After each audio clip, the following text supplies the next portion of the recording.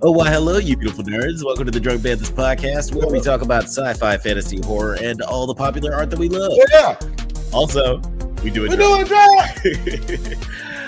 I am your host, Jedi Master Grayson, and I am joined, as always, by my co-host and brother Bill. How you doing? I'm doing great. How are you, Alex? I am doing wonderful. I'm doing spectacular. I'm doing an adjective you guys have probably never even heard of, because we are jizzy. Y'all ever heard of that? It's called doing jizzy. I'm always excited about the Drunk Banthas podcast because tonight we are talking Silo. We are talking the new season of Severance, long awaited. And as always, we're talking shit. But as always, shit talking is much better with friends. We got a friend? We have at least one friend. Oh, we do. I've been making a list. Checking it twice. Is his name Othelius? No.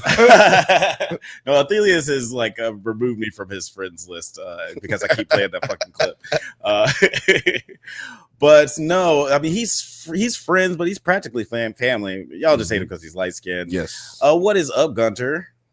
Yeah, I'm just here to unsubscribe from that friends list. I can go. It'd be You don't have to ask me. I will sooner rather than later on that one, if you don't mind. Let's get that going pretty quickly. If you don't mind. Always a pleasure to have you here, and always a pleasure to have you here, Athelius. Shout outs to you, man. Thanks for jumping in the comments. And anybody else who wants to jump in the live chat, feel free. This is a safe space for nerd chat. Come on home. Come on home. It's a safe space in the sense that we will make fun of each other and you. That's right. Yes, equal opportunity insults on the Drunk Banthas. Yeah, if your grandmother grew up with your grandmother having a big TV underneath a little TV or a little TV on top of a big TV, come on home. Come on home. I believe you're just referring to a TV stand. I don't know why you gotta get all fancy about it. It's like, first of all, that is an American tradition of entertainment center. I didn't know that was a thing like throughout a lot of American homes until I watched that DL Hughley special. I was like, oh shit. I was like, everybody does this. It's the thing that everybody does. It's a rite of passage. There was that. There was stealing your neighbor's cable, and then there was stealing your neighbor's cable, which was just putting tinfoil on the bunny ears on your TV, thinking it'll do something. Yeah, it was just like, I think it was mainly hope that was made up of. Like, I don't think that anything else was helping. Hope. The house I lived in college had 10 guys living there, and we had one cable line that we just kept splitting off to each room. By the time you got to the first floor, it was the worst cable on earth. It wasn't even like the snow. It was just the TV was just cursing at you. What up, the shape? He says, "What up, NerdsatNite?" We got a fucking killer in the building. But we got somebody from over at we got somebody from NerdsatNite. Finally. Shut your fucking mouth. Don't you make fun of my people. What's up, the shape? What's up, the shape? It's great name. That's the original credit for Michael Myers in the first Halloween movie, The Shape. The shape. Great name. Yeah. Listen to that. Look, Killer in the building. He wasn't even Laurie's brother until the second movie. Oh, yeah. And by the way, they weren't happy about that. No, I can see why they would be mad. But guess what? Weren't happy. They still go see the movies 80 years later, whatever, however long it's been. I've seen like 30% of the Halloween movies, but I still think that the first one is the best. Like, sorry. See, this is what makes it awkward about that. Which first one? Yeah, I was going to say also the first one that was made. Gotcha. Okay. There you go. Yeah. It's like the Mad Max. Yeah. Right. Talking about the one from the 70s. Which one? Othelius says Jeff and his homies were struggling. Othelius, how are we expected to pay for our own cable? Rent was $400 a month. That's not sustainable. In this economy? Oh, stupid college. We had these kids when we first moved to LA. This is just really quick. We had these kids when we moved to LA that lived down the hall from us. And they were like kids, like 15 and 14. And the motherfucker came over and he was like, hey, he found out we had an Xbox. And he wanted to play. And then he was like, y'all don't have cable? And we were like, no. He was like, "We can hook you up with cable." He's like, "Why you want to struggle?" And I was like, "The fuck?" I was like, "All right, go." Because I kept going, "No, we're good. Yeah. And then he was like, "Why you want to struggle?" That was like his catchphrase. Like, "Why you want to struggle?" Dead ass. He was great. Shout out to Mario. Yeah, Mario down the hallway. He was like a goddamn television character. Yeah, he really was. Listen up, young blood. We had to entertain ourselves in my day. I got in trouble creating and playing hammer darts. Yeah.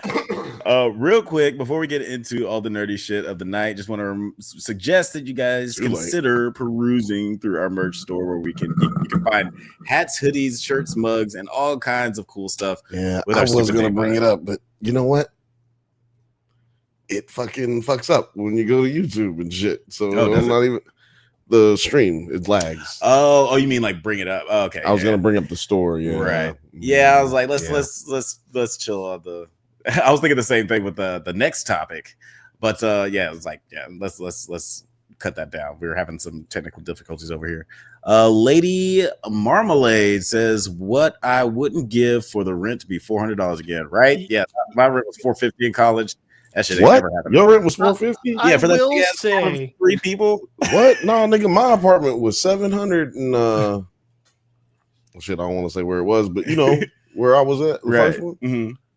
I will say for 4 bedrooms. For 4 bedrooms. 4 bedrooms. Not bad shit. Let's go back to the rent was $400 where I lived, because there was 10 insane guys like me living in a house together that didn't have insulation. Learned that because of hammer darts in the central Illinois winters. So take it or leave it, guys. I'll pay a little more now and survive. Yeah, right. I don't know. And if you want, if I could go back in time right now, I would rob myself. Come back to the future like I'm rich. And if you are experiencing some harsh central Illinois winters, you can find yourself a nice comfy sweater on the Drunk Banthas merch store. We got some thick segues. Sweaters. Oh man. We got thick sweaters, Alex. We got thick sweaters. We got thick beanies. We got the shawl sweater. This is a shawl. Yeah, you can get a shawl. And people like, it's not a shawl because it's a shawl. Hoodie. My face disappears in it. You see? Yeah, it's good if you want to like rob people. Mm-hmm. You conceal your face, like hide in the Chicago wind. Yeah, and the Chicago winds it's fucking freezing everywhere except for anywhere west of Texas. So just go ahead, and it's on fire everywhere else, right? Yes. So go ahead. I was gonna say you guys are having the exact opposite of cold. Yeah. So go out there, everybody on the East Coast, man. Go get you one of these so you can stay warm and comfortable. Shit, I feel kind of comfortable actually. I might touch my nipples. Well, don't do that next week. Okay. Sorry. Also, guys, remember to tune into the Bantha Bunch every Thursday at 7 p.m. Pacific time, hosted by your favorite cousin, Bill. Billiam. That's what are you guys going to be talking about? Man, I don't know, man. First of all, somebody give me something to watch. God damn. It's going to be a crazy Thursday. No, I think I did find something to watch, but I can't remember. Warning. You know what? No, man, it ain't. Man, I just like saying that. Anyway, I have no idea what I'm going to talk about on Thursday, but I can guarantee you I will be talking, and there will be something to be talked about on Thursday, every Thursday, 8 p.m. or 8:15 p.m. Pacific time. Yeah, check it out. Turd will be there. It's always a fun time. I love Elias will be there. It's kind of a bit that we do now where I ask him what he's doing on Monday, on Thursday, because he usually doesn't figure out what he's going to. It's pretty much a bit. Is this our new thing? We just always call out our bits now. I don't know if this is. This ain't a bit. So I really have no idea what I'm going to talk about on Thursday. So. Hey, if you run out, there's a docu-series on Max called The Real Murders on Elm Street. And it's just all different Elm Streets in America and murders. And it's a docu-series. Nice. So you got plenty of episodes. Oh, nice. That sounds fun. There was a new documentary that showed up on HBO or today or yesterday. I don't know. Who knows? That's the point. It's the point. It's a chaotic show about nerd stuff, television, movies, documentaries, and all the stuff basically we can't cover here because we don't have 6 hours to talk on YouTube. I'd love it if Bill just starts picking some of his favorite movies but saying they're documentaries and breaking the like Back to the Future, but he's really tied into this a documentary. My episode would be a documentary, yeah. It's like, no, trust me, look. I think it said in the chat the telemarketers docuseries on HBO Max was dope as hell. I think I remember seeing that one. That was you know what? Maybe I'll go into that one. I really was passionate about that one, but I wasn't doing the Bantha Bunch show yet, so I might go in and talk about that one because it's an oldie but a goodie. That one is a fun one, or not a fun one. It's terrible. Like what happens? The picture of one of the guys from this, and that alone, just the picture of this guy. It's going to be a good series. He's the main character. And I swear to God, Jeff, if you haven't seen it, just for your own, like as a person who, my headphones came unplugged, but as a person who is just interested about, things in life in general, like, scandals and the underbelly of the underworld of business and what do they call that shit? Policing and all that stuff. Yeah, that shit is crazy. And telemarketing, obviously. Telemarketers is in the name. But yeah, it goes into some crazy shit. It's wild. Yeah, that's a good one. I'll be interested to see you guys talk about that. But this whatever is a nice pre-production meeting for the Bantha Bunch show. Thanks, guys. Whatever you guys, Bill ends up talking about this Thursday, make sure you tune in 8 p.m. Pacific time. I'll be smiling. You'll be laughing. Also want to let you guys know that the nominees for the Drunk Banthas Awards have officially been announced. That is right. The 3rd annual Drunk Banthas Awards, aka the Drunkies, are right around the corner. And you can find all the nominees on the Drunk Banthas community tab and on the NerdsAtNite community tab. You can vote twice if you want to. Double dip. I certainly did. Just switch accounts. Just use a different account. If you got 17 accounts, 17 votes, baby. Yeah, as many Gmail accounts that you have, you got votes. And then move over to both accounts. Remember, you can go to vote on Nerds@Night and Drunk Banthas. So just come on, man. Yeah. And you could subscribe on all 17. Yeah. A little spoiler for who I voted for. I will be talking about it during the actual award show. But everything that I voted for is losing. So that makes sense. But it's also just been really interesting to see which ways the vote. It's also like interesting seeing how there's one that is winning, but it's interesting seeing how the votes are different on each channel. So guys, get out there and let your voice be heard. We're going to be doing the Drunk Banthas Awards in February. The Drunkies. It's the Drunkie Awards. It's the Drunkies. On February 8th. That's right. So, yeah, tune in. The day before the Super Bowl for all you nerds who actually care about sports. The day before the Super Bowl. You guys are so getting alcohol poisoning that weekend. Oh yeah, it's gonna be hard. I'm just probably not even gonna wake up Sunday. That's how that's gonna work. I should go and call in sick Monday now. But before that's pretty much all the house cleaning that we had for the day. It's time to go ahead and take a stroll down Jeff's comic book corner. Jeff, butterfly in the sky. What are we talking about today? Blanco goes twice as high. Asking. We're coming back to, and we're doing issue 2 of Power Rangers Ninja Turtles. Huzzah! I just love these covers. Even the normal covers look cool, but my cover looks better. Yeah, I do like the turtles holding the Power Rangers helmets. So where we left off, the turtles and the Rangers were fighting. So shockingly, where we pick up, the turtles and Rangers are fighting. But I will say, I do think it's cool the way they do it. This is literally the entire first page. And I like how they just, not only do they have it, just the weapons and the word bubbles, but you also notice they actually switch between. I mean, Raphael's going against Jason in the top one. Down low, he's going against Zach. We got Mikey and Donnie in there. And they're also all like quipping together. And it's just fun. So after that first page, it cuts back to all of them fighting, and finally Leo and Jason just at the same time, they're like, enough, because they're starting to realize, like, hey, we're both heroes. This is stupid that we're fighting. And one of the best parts is they're talking about how Donnie's basically a Power Ranger stan, and Donnie's just sitting there talking about a podcast that he loves that I'm sure is something in the Power Rangers comic series that I just don't know about.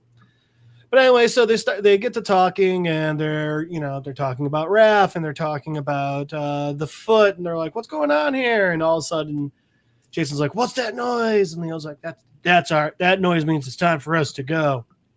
So they do their own little ninja vanish, and it cuts out, and we see a news helicopter and April O'Neil.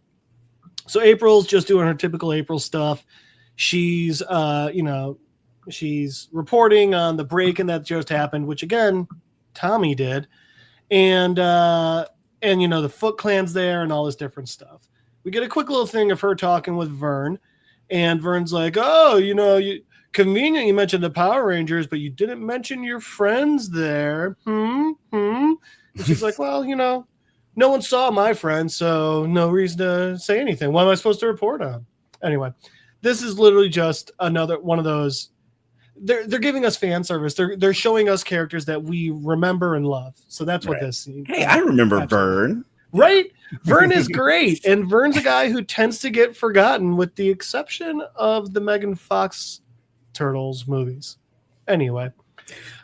The best Turtle movies. I'm kidding. Continue. From there. From there, we cut to the Technodrome. And we've got Tommy's down there, and he's giving the Shredder the thing that he stole, and Karai's talking, and it's just the Shredder acknowledging that Tommy got him this, and he's like, "What's your offering to the Foot Clan?" And Tommy gives it to him, and he goes, "Okay, that means your offering's accepted. Your life is mine. You're a foot soldier." And Tommy's like, "Thanks, master." And then it's just like, "All right." Now we cut again, and this time we cut to the Rangers, and they're sitting there and they're like, guys, should we do it? Like, I don't think we should do it. And they're like, but Zordon said it was okay. And they're like, still, it feels wrong. And anyway, they're trying to decide if they should reveal their secret identities to these guys. And part of the interesting thing here is, like, Zordon knows about the turtles and is like, he's like, what was it? He says, that he has to trust the turtles like Zordon says that Zordon trusts the turtles like he trusts the Power Rangers, because they're both heroes on the same caliber, basically.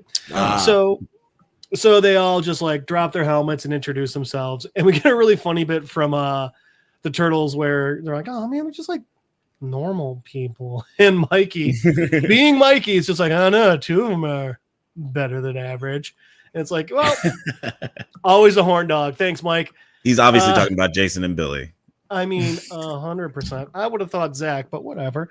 So we get them all down in the sewer, and they're talking. They're doing basically the typical thing we see in any iteration of the Turtles, where someone meets them, and they're like, oh, you're in a sewer? And the Turtles are like, isn't it awesome? And everyone else like, you know what a sewer is, right? And then April comes storming in. She's like, are you guys insane? You're fighting the Power Rangers? And then Raph's like, no, it's cool. We're friends with them. And then we get the next thing that we get in every iteration of the Turtles.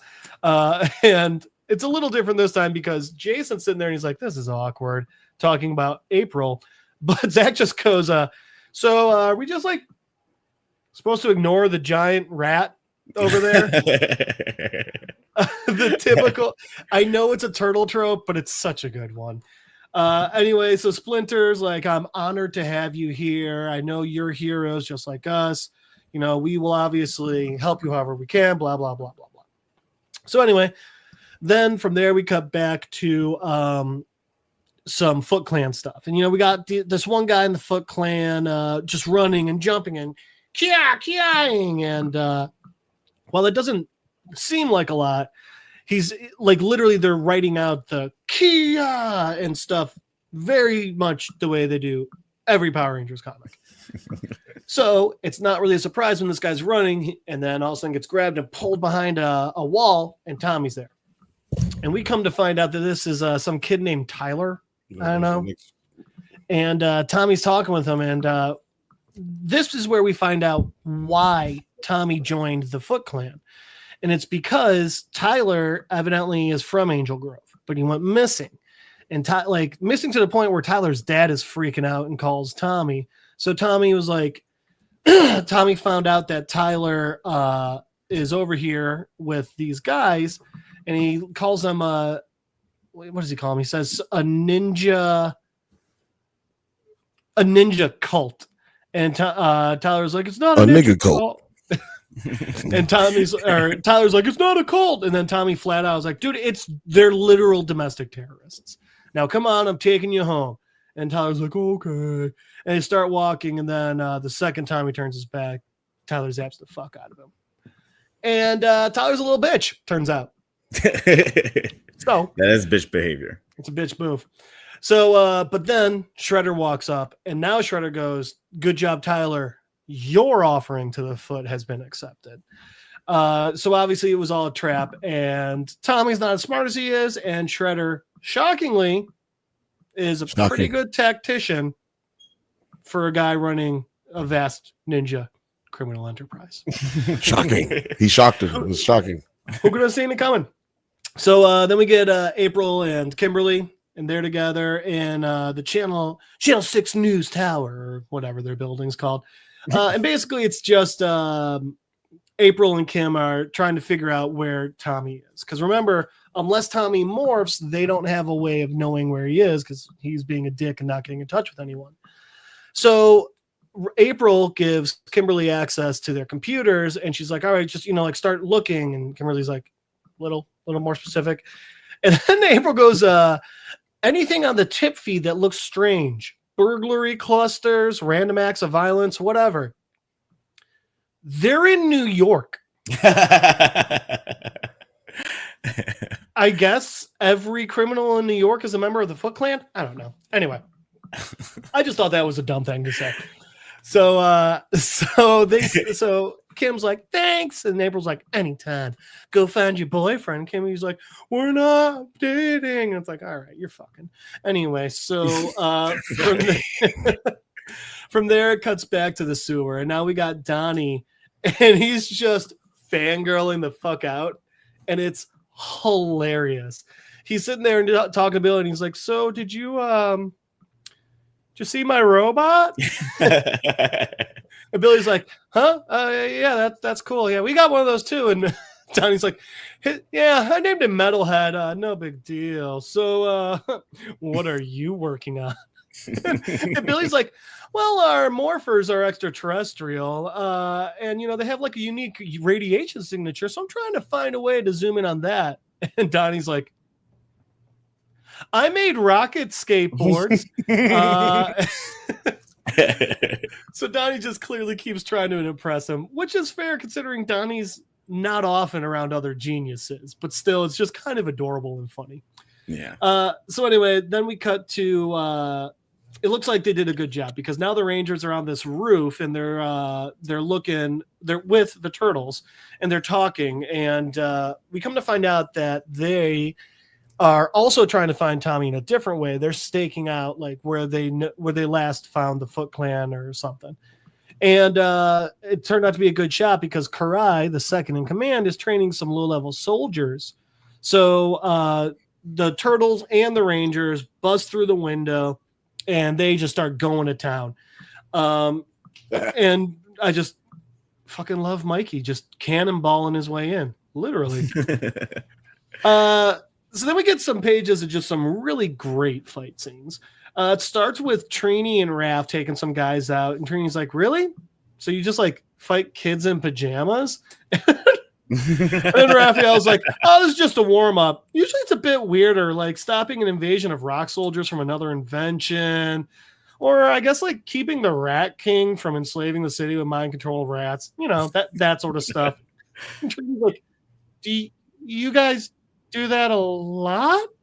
He's like, do you guys think you were the only ones like saving the world on a regular basis? And Trini's like, No. And Raph's just like, yeah, you see, we're ninjas.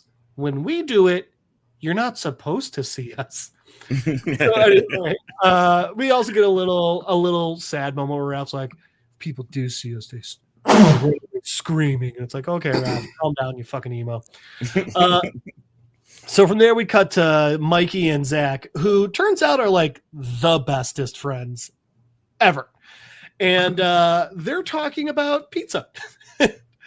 And Zach's just talking about, he's like, I mean, like pepperoni, sausage, and garlic? Oh, and pineapple. I love pineapple. And Mikey's like, really? Pineapple? And like, they're literally just talking about their favorite pizza toppings. And eventually Zach's like, yeah, I mean, like, well, like, what about you? And while kicking a good amount of ass, Mikey's like, well, I'd have to go with jelly beans, onions, and butterscotch. It's just breakfast of champions. And Zach just literally just like stops and like through his helmet is like giving Mikey the side eye. And he's like, I gotta be honest with you, Michelangelo. You had me at jelly beans. So next we cut to Karai, and she's fighting Jason and Leo. And by the way, kicking their asses. And they're sitting there and like they get dealt with like pretty quickly. And then Jason and Leo start talking about like, oh man, she knows this martial art form. I should try this one. And Leo's like, no, you should go for this one. And Jason's like, are you kidding me? She's got so much better reach. She'll kill me in a second. And literally while they're talking, all of a sudden we just see like a teapot or something knock Karai in the head and knock her out. And Trini's just standing over and she's like, just throw something at our heads, guys. It's not that complicated. So they end up tying up Karai and they're talking with her. And typical Karai and Turtle stuff. They're like, you better tell us or we're gonna leave you where the police will find you. And Karai's like, I don't care. What? I don't give a shit. Oh no. I'm trying to murder you. You're trying to leave me tied up somewhere? Okay. Anyway. So then Karai gets into, one of those, you're looking for Tommy. If Tommy's so important to you, why did he come to us with no friends? Why didn't he tell you and bring you in? Oh, maybe he's not as good of friends with you. Literally, like, it's very obviously laying the groundwork for the other thing that we get in every Turtles crossover, where at one point, Raph's going to be like, man, I get it. I like to go off and be on my own too, but apparently, really, again, Fast and Furious is stealing from these guys. So Tommy is tied up in the Technodrome, and Shredder's like, oh, what do you like? Oh, we see through your machinations, and Tommy's actually like still trying to be like, Master, what's wrong? He's like, cut the shit, kid.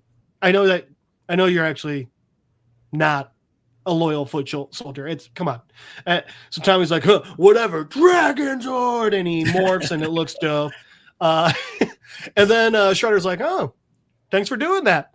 And then he turns around and he blasts him with this fucking ray gun thing that somehow knocks out and demorphs Tommy.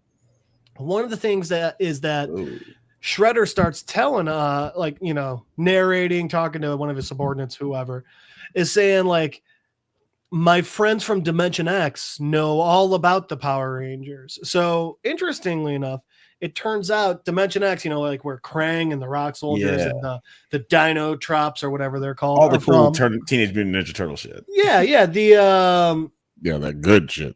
I forgot their names, but like the kids that are like from the 50s, but drive the floating car. But there's a term for it anyway. They drive the floating car. Okay. In Dimension X. It's one of the episodes of the Turtles. It's a good one. Anyway. So anyway, we're all the cool ones. So they're very familiar with the Power Rangers, which is interesting. Anyway, from there we cut to the moon, and Rita's all like, oh no, someone has my power coin. I still have a connection to it, and now there's some weird energy. It means that there's things I can do, or I don't know. Rita's being Rita. She's like, oh, I know everything about the Rangers, but somehow can't take them out. But I do know this. And all of her little monsters are like, oh, let me go, mistress. I'll kill them. I love you. And just, being real hard up for Rita. And she's like, no, because I've seen their power, and they're so powerful. If I let you go, you may not return alive. So we'll all go together. And they're like, all right. So that's actually Rita, a good idea. I mean, yeah, honestly, she has all these monsters, and every week is like, I'm going to throw only one. Anyway. Yeah, so, one at a time, goddammit. Yeah, we got to be paid. Rita's evil, but Rita respects lines. Okay. Yeah, she's honorable. So she teleports them all to the Technodrome, and again, just getting some fan service. Boom. Bebop and fucking Rocksteady. Yeah. I know it's fan service. I don't care. I fucking love it. So yeah, oh my gosh. No, continue. No, you are 100% right to talk about how much we love them. It was one of the best things the last Turtles movie did was bring them back. Yeah, the most recent one, yes. Yeah. I agree. Yeah. Was the show that you were talking about earlier, or was it the Star Cruiser? Star Cruiser 1987 TV series? No. In the original 1980s Turtles cartoon, yeah, there's they had a hot rodding teenagers or some shit. Yeah, I think I found it, but it doesn't say the name of them. Did they look anything like the greasers from the Book of Boba Fett? Not even a little bit. They had one had blue hair that went straight out and then down. One the girl had orange hair, but she was real receding hairline, but then did a curly Q. And one of them had the sunglasses, and they all talked like this, not nope, lost it immediately. They didn't talk like that at all. Phew. Anyway, so they show up in the Technodrome and they're talking, and then and Rita's there with her monsters, and we got Bebop and Rocksteady. And Shredder walks up and he's like, hi, Rita. Oh, blah, blah, blah. He walks up. He's like, she's like, I don't give a shit who you are. I'm here for what you have. And he goes, oh, well, in that case, for what I have. And then he yells, Dragon Zord. And Shredder morphs into the Green fucking Ranger. God damn. And that's the end of this crazy issue. Now, see, where in the hell is a motherfucking Zordon when you need this motherfucker? See, Zordon don't never be nowhere you need him, right? And then he's always relegated to one place generally anyway. I think it's also very important to point out all you need to do is pick up a morpher and yell out the correct dinosaur, or in this case, mythical robot, and then you're a fucking Power Ranger. There's no mind meld or anything. It's literally anyone can be a fucking There's Ranger. No safety on this gun. Right. You just fucking pick it up and say some words. Yeah. What if you said the wrong word? What if you said the wrong word on accident? And it's episode 4, Hot Rodding Teenagers from Dimension X. Hot rodding teenagers, dude. I think you pulled up I pulled up a picture, but it keeps saying that it's from Super. What does it say? It said Star Cruiser 1987 TV series. Maybe they had a spinoff from it. Maybe if they did, I don't know. They're called the Neutrinos or something. Yeah, I don't know. Lil Frothy said in the chat, Shredder looks awesome. Yeah, the art in this comic is pretty rad, and you could when I saw that shot between Shredder and Rita, I was like, Rita definitely has a type. It's if you if you break up with Zed and then you start dating Shredder, it's well, we know that isn't you have Zed a type. Just an inside out Shredder. Yeah, right. Yeah. I think the whole thing about Zed is he was skinned. Awesome. Oh, and then just survived it. He was because that's all just exposed muscle and brain. He was skinned by Zordon. I actually think he was. I think he and Zordon like go way back and were like friends at one point. I have a friend who's very, very, very into the Power Rangers and like the original mythos and stuff. Evidently, like in the original Japanese version, the whole thing is like Rita was like a witch who was like working for the ancient feudal Japanese royal family, and actually the Power Rangers are from that time. That's why all the what are they called? The giant robots. The Zords. The Zords. That's why they're all dinosaurs, because it's from that time. So then, like, as a punishment for Rita, that's when they like locked her away in time or some shit. It's this whole thing. It's insane. Also, like in the original, the Yellow Ranger's a dude. Oh, really? But actually, I did know that. Oh yeah, actually, I knew that too. Because remember, what are we doing right in now? the ones that we watched, in the ones that we watched as kids, none of the action scenes were made by Americans. Right. Yeah. That was all just absolutely stolen and then like dubbed. It's pretty crazy, and it's very obvious looking back now because the like the way it's shot, like the picture quality is just like different. From the Japanese way to put it, and especially the audio. It's like from 10 years before. It's like old. It's old as fuck looking. I'm very excited about this comic book series, and I just want to read the rest of it now. You'll have to, because we're only doing the first 2 issues. I know. Don't remind me. God, you only get to you only got 3 more. Dealing with Toby Blanco. Okay. It's Toby Blanco. Toby Blanco. Toby Blanco. By the way, I looked it up, and they are called the Neutrinos. That's the name of the hot rodding teenagers from Dimension X. Neutrinos. Okay, the Neutrinos. That sounded familiar. Neutrinos. I imagine they probably get into some weird stuff like that with the Seth Rogen Ninja Turtles movie. If we get a sequel to that, hopefully we do, because that last movie was great. And I mean, honestly, they can just do what the Megan Fox Turtles movie did. Second one, introduce Krang. Yeah, it seems like that's the direction they were going anyway. No, they did. They had him in the end of the post credit scene, wasn't it? No, they had Shredder in the post-credit scene, but it was alluded he was like that talking to this. He was like alluding that he was talking to people from another planet. They touched on it. I thought he was talking to the lady that milked the turtles. Yeah, he was talking to Maya Rudolph's character, the turtle milker. But it is like sort of hinted that she might be an extraterrestrial. Yeah, I think it's going to be revealed that she's Krang in the next movie. If we get I'm in. Krang's a dope villain. He's an interesting villain. I would like to see him like in a movie where he's like written well. Because let's be honest, those 80s cartoons weren't great. You blasphemer! Talking Turds in the chat, Skeleton Crew was fun, but I don't think it was as good as everyone is making it out to be. Well, we're gonna find out right now, because the end all be all is right here on the Drunk Banthas. Well, I mean, we're done talking about Skeleton Crew. If you can go back and watch all the episodes we chatted about it.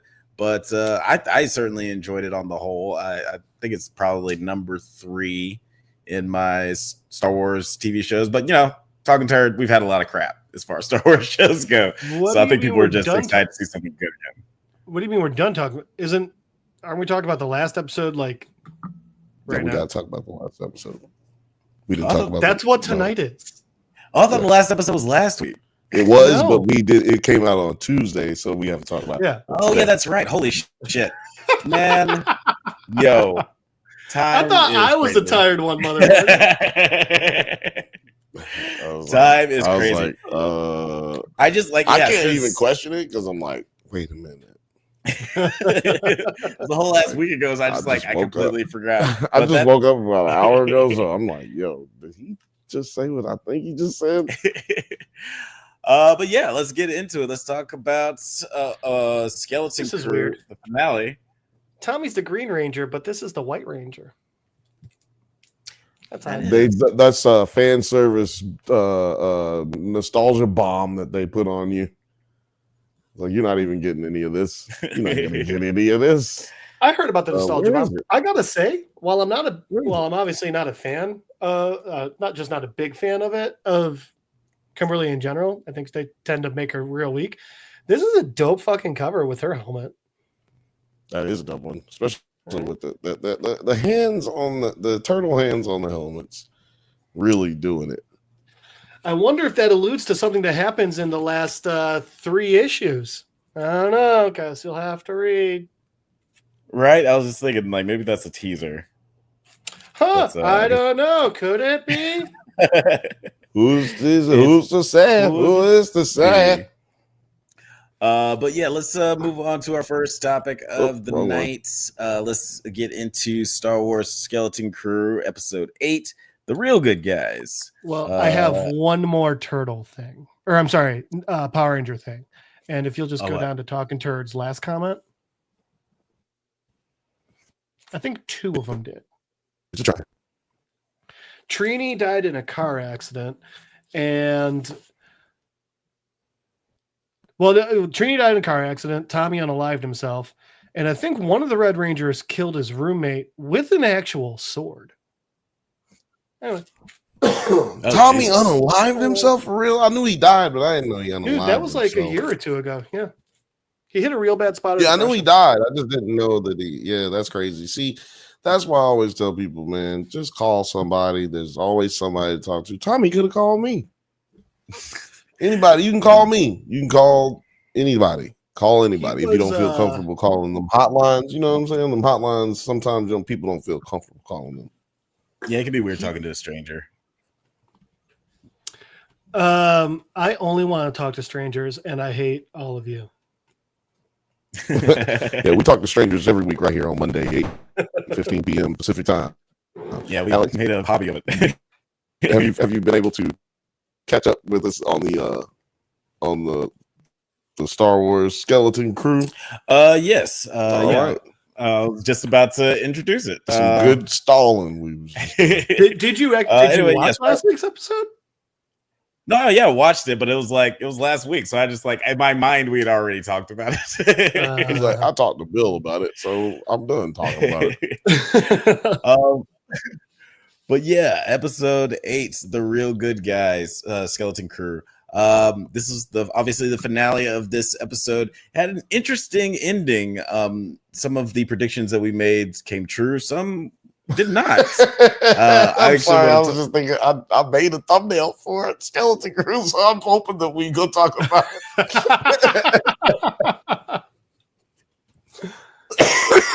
I'm sorry. Yeah, what were your initial thoughts on this, Bill? My initial thoughts were that we was right. Mysterio was right, and we was right. You know, kids get home. Bad guy does bad stuff. Kids save the day. Parents stop being stupid. The end. But what I'm interested in is I thought that they should have had some kind of cliffhanger-y thing. Like, who is out there? Who's going to be coming to Atten? Where does Atten go from here? You know what I'm saying? And are they going to just do... Is this just over with? This is just out there. This is just Atten's out there somewhere. They got money. Just that's it. But I guess nobody made it off of the planet alive. I mean, yeah, that's questionable, right? So, maybe there's nobody to go tell anybody. No evil people, right? Right. That's what I mean. Yeah. Yeah, I mean, I do like the self-contained nature of it. Like, this is just one little story that's not bleeding over into any of the other Skywalker saga stuff. Mm-hmm. I like this change of tone where it's just basically Stranger Things in space or Goonies in space. Pick your little kid sci-fi show in space. Please finish that. Don't just pick your little kid. Yeah, I was just gonna end it right there. I was like, please finish. But and I like the fact that it was a little different than we were expecting. I think there were a couple of predictions that Jod would just turn and be a nice guy at the end and not be all that bad. But he was pretty much a villain throughout. You could tell he felt remorseful about some of the things he was doing, but he's pretty much just a fucking scoundrel throughout. And I like that they doubled down on that. I like that we didn't get any explanation for it either, really. Yeah, is he a youngling? Is he like we got an explanation as far, but we don't know who Master was. We don't know how long he learned. We don't know if this Master was even a good Jedi. Like we don't even know what the deal is. Yeah, I'm glad that we didn't get bogged down in his story, in his backstory or anything like that. We got enough to connect with him. I'm over it. I'm over him. What about you, Gunter? Like, what are your like initial thoughts on the finale? Well, I'll say this: Star Wars. I think you guys found a way to have another shitty end to a series.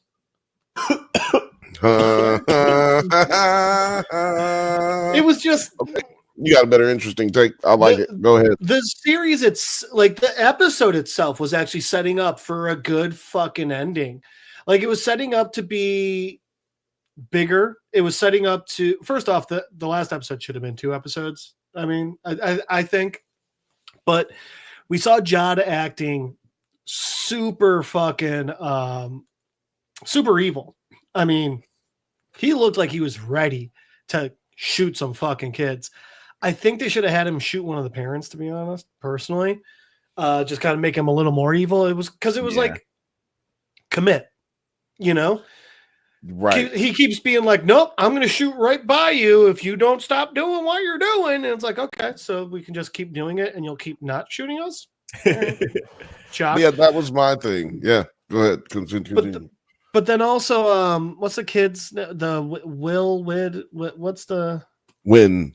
Like go off on a whim. So Whim, his end was just very abrupt, wasn't it? I mean, literally, it's just, hey, guess we won't have that. Guess you don't have to take that test. And then him looking up, and then just boom, done. And it's like that just seemed, I don't know. That seemed abrupt to me. It felt odd that they decided to be like, okay, we're going to end it literally with him looking in the sky, not like even just like zooming out from the planet and showing some New Republic people showing up. Things like that even would have been better. Or like just showing like zooming out as you see the kids going to their parents. Like that would have made more sense. I don't know why, but that one scene and choosing to just be like, fuck off, done.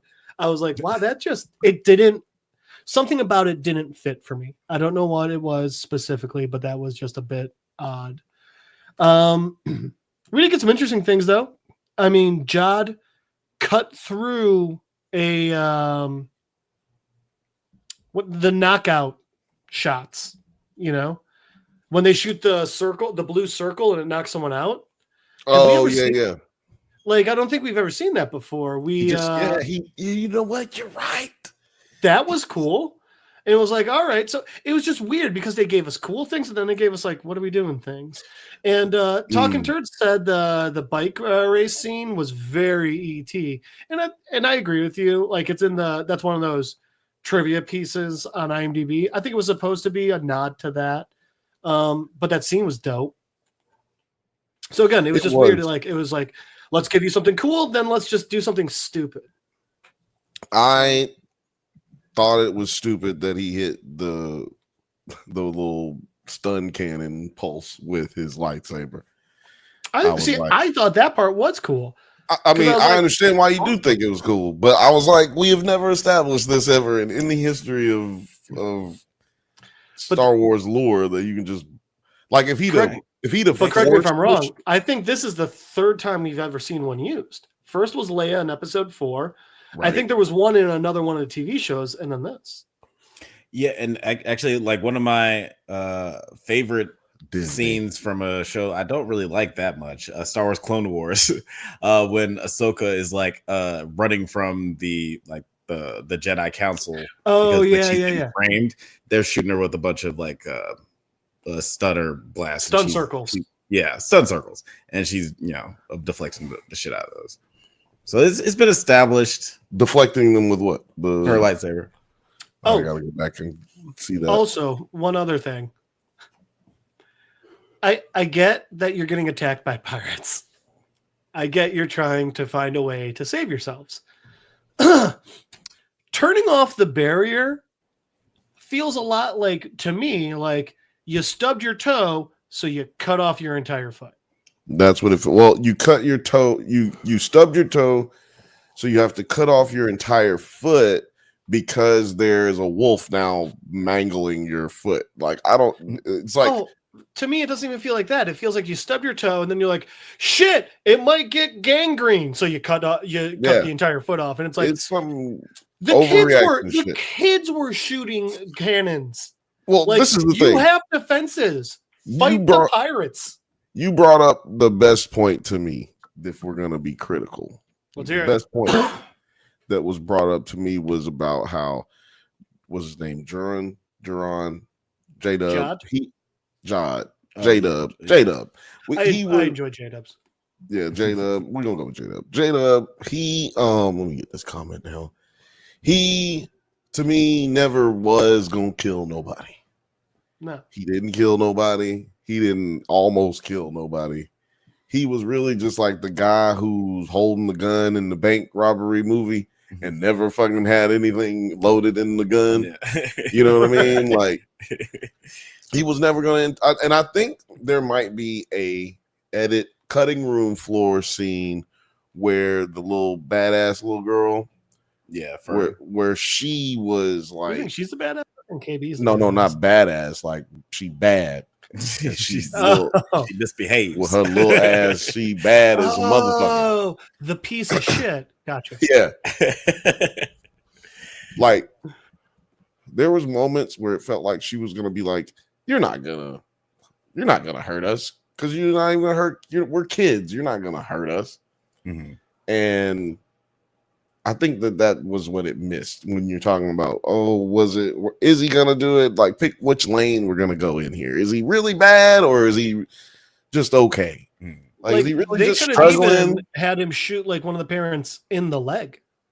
Like they could have done something like that, you know, and that alone would have raised the stakes. It wouldn't have gotten us to like he might kill someone stakes. Yeah, but it would have been like, hey, consequences. But I do feel, and I'm kind of glad that they didn't ask that question because I was kind of expecting that moment in the episode too. But I'm kind of glad they didn't raise that question because it ultimately is just going to steal power from Jod's like control of the situation. Like no matter how he answers it, like aside from like chopping off Fern's head, like there's no way that like the audience is going to respond to being like, oh, this guy is fucking serious. Like even if he shoots like Wim's dad in the leg, we're going to all still like subconsciously know it's like, well, he's not going to kill it. What if like Fern's reaching for the barrier switch and he cuts the child's hand off? Would that have been good enough for you? Yeah, how much of the child's body would have to come off before you'd be like, this is seriously, because they had to do, because they did everything that you're saying without doing what we saying. So like they could have just pushed it to another level and still he end up force pushing and, you know, holding people at bay. Like it didn't really still have to be, is he good or is he bad? In my opinion. Well, knowing that nothing was going to happen to any of these people, just because like knowing the tone of the show, it was Disney. Yeah, and it's a Disney show. I mean, you know, like shit, this isn't Andor. Like nobody's going to get shot in cold blood on this show. But knowing that, I feel like hashtag kill Sabine. Hashtag kill Sabine. Even knowing that going in, like I think that Jude Law's performance got me to a place where I believe that the character would do it. So like not raising the question still makes it ambiguous of like how malicious he could be. So first off, I agree with you very much that Jude Law, the breakout star of this show. Those kids are actually really good actors, but Jude Law is the reason this show works. Yeah. So that's the interesting thing is I could also agree with you that his acting is good enough that like you would question if that character would. I feel like the writing held him back on this one. But again, it's a kid's show. So I understand you can't go that far. Now here's the interesting part for me. Lay it on us. Preach, brother. I personally think it would have been better if Jod had done two things. One, if we saw him getting away with some, but nowhere near as much of the treasure as he wanted. And two, if he, instead of like trying to do that, he tried like being like, Win, come on. We can go. We can have these adventures out in the universe. Like, you know, and the thing is, I understand wholeheartedly that those opinions, honestly, if he hadn't been like, Wim, we can go on an adventure, I would have been fine with that. Kid's kind of annoying. Yeah. But I understand that this is all 100% colored through the Treasure Island lens. Because again, the entire time leading up to this, I was seeing Jude Law as Long John Silver. Same. So the part where it gets interesting to me is, would I have those opinions had I not been predisposed to Treasure Island, Treasure Planet, all those? Yeah. Yeah, this is a very derivative show. It's Treasure Planet meets Goonies meets a whole bunch of other shit. So which it's meant to be, and that's which it's meant to be. And there's nothing wrong with that. Yeah, I think it sticks the landing with those homages that it's paying tribute to. Yeah. But yeah, it does make some of the story a little predictable. But there was one thing that I did not predict. I do want to bring this. What happened to John? Oh, God damn it. Yeah, we'll get into the John when we talk about the ending. I'm just asking seriously, what happened to the? Yeah, that's one of the things I don't really know, but he meaningfully looked out a window. that for sure is what happened. That's right. That's all that happened. But earlier in the episode, excuse me, we see that John is posing as the Republic emissary. And then he orders Wim, Neil, and KB to be confined to their quarters while he takes Fern and Farah to meet the supervisor. I thought both of their names was Fern. I didn't know. I was like, that's so stupid. Why are both of their names Fern?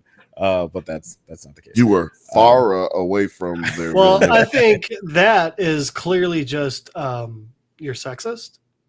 What? Men can have a Sam and Sam Jr., but women can't? How dare you, sir? How dare you, sir? If her name was Junior, I would be totally down for it. But Junior! You could message him at the Drunk Banthas channel at gmail.com. That's the Drunk Banthas channel. I would love it if there are juniors in the Star Wars universe. Junior! Are there juniors in the Star Wars universe? We named the dog Indiana. Is there? No, nobody has. Very fond memories of that dog. All right, I'm done. There's no juniors in this. I love it, in Star Wars yet. Qui-Gon Jr. Qui-Gon. That was low hanging fruit, Obi-Wan. But we find out that the supervisor that everyone is doing this great work for is just a massive AI droid. Anyone else hoping it was Bill Murray? Nobody else. Nobody else was hoping that the supervisor was Bill Murray. That would have made me very happy. I was fucking for no reason, dude. I was waiting on it so fucking hard. Evidently, some people predicted that it was going to be a droid. Oh, really? One of the IMDb trivias is, as many fans predicted throughout the run of the show, the mysterious supervisor proved to be a huge droid.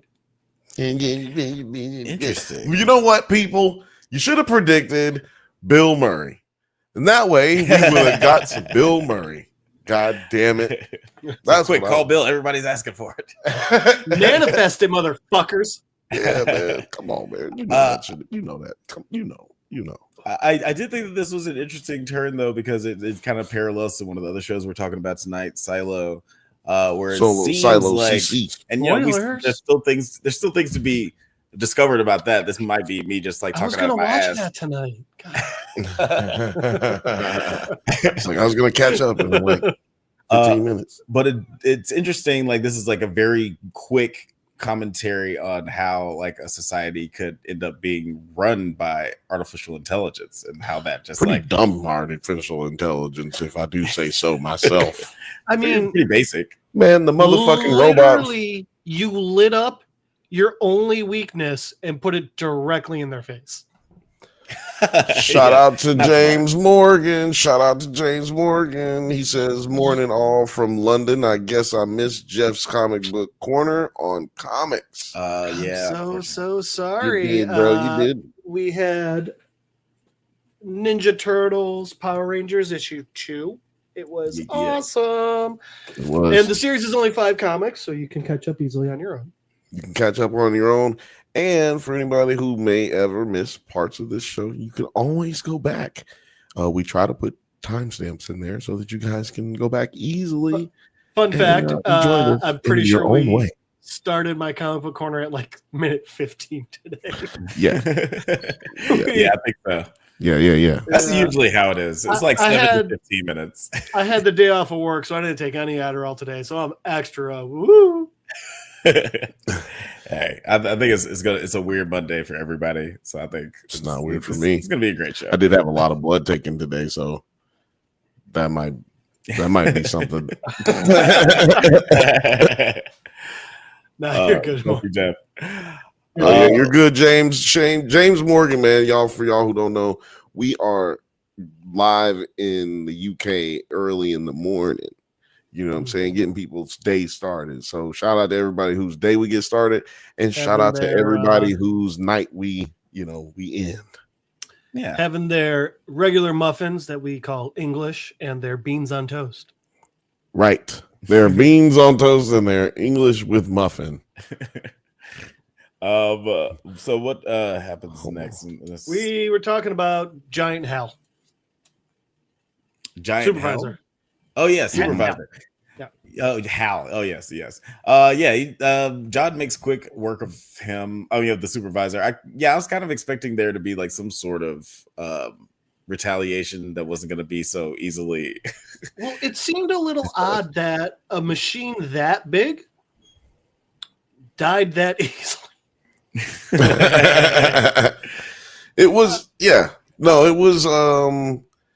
It was almost like they just showed. That's why I thought it was gonna be Bill Murray. Like he might as well just had Bill Murray there because it was that arbitrary. Right. You know what I mean? The appearance of the Supervisor just should have been like who else? Name somebody else that you could have been like Bill Murray, Matt Damon. He's everywhere. God, Matt Damon.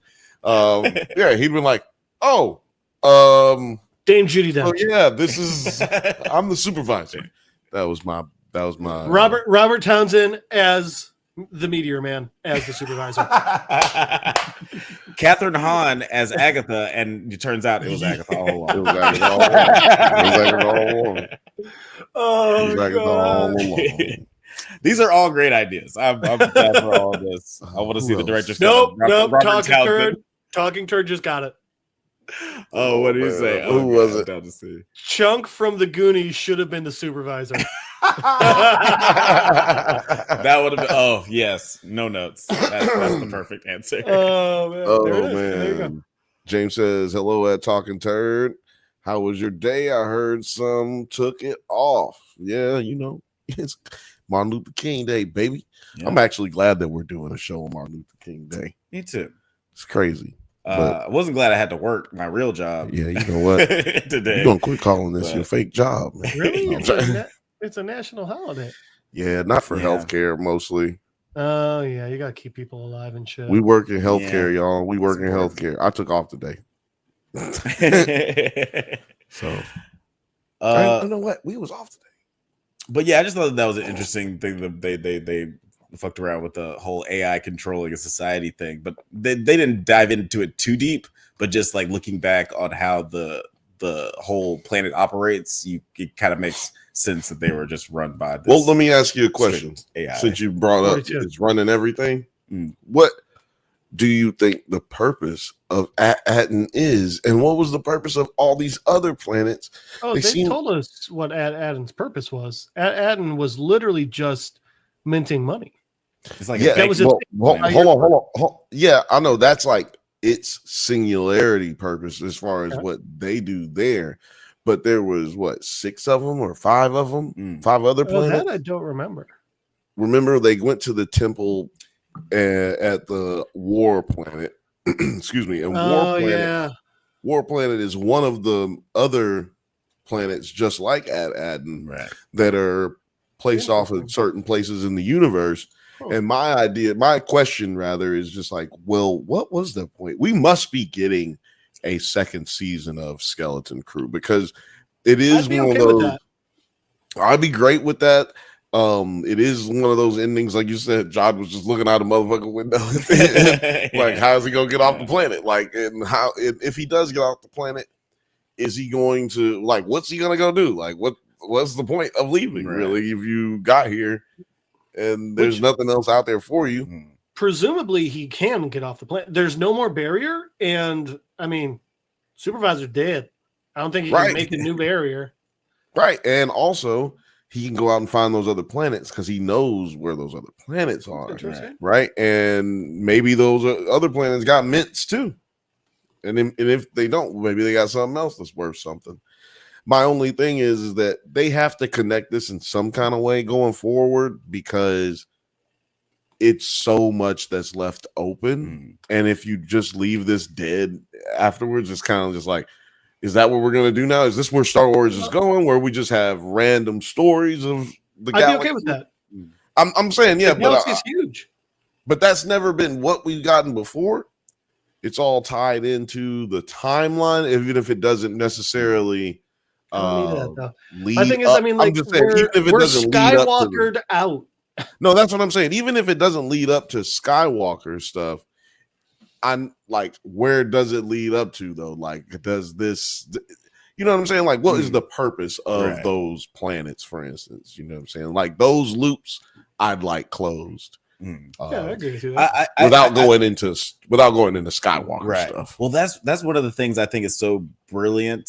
And again, I might just be looking way too hard into it. We're looking so goddamn hard. The thing I love so much about the supervisor story, or the, I guess, reveal, is that it kind of shows how like fucked up the whole idea of all of this is. Is like the Empire, or like the Republic, just basically created like 5 planets and have these people live out a fake, like a life and a fake identity until they just like basically murder themselves to death in a silo situation. Silo. Just so you can like make money more efficiently. Well, no, that's what I'm saying. What was like the war planet might not have, that doesn't seem like what the war planet's purpose was. They don't seem like their purpose was to make money. Right, but they were probably like manufacturing weapons or something like that. Which is why they ended up becoming a war planet, right? At the same time, and now here's the interesting part. When we get AI taking over society, it's a bad thing. It's tyrants. It's human batteries. Everyone on this planet was doing real good. Yeah, because they got the money planet. Were they worse? But I mean, but it's not like it meant anything to them. It looked like they were all just taking care of each other. And I like what you did there. Mint. It didn't. It's not like it meant anything. Yeah.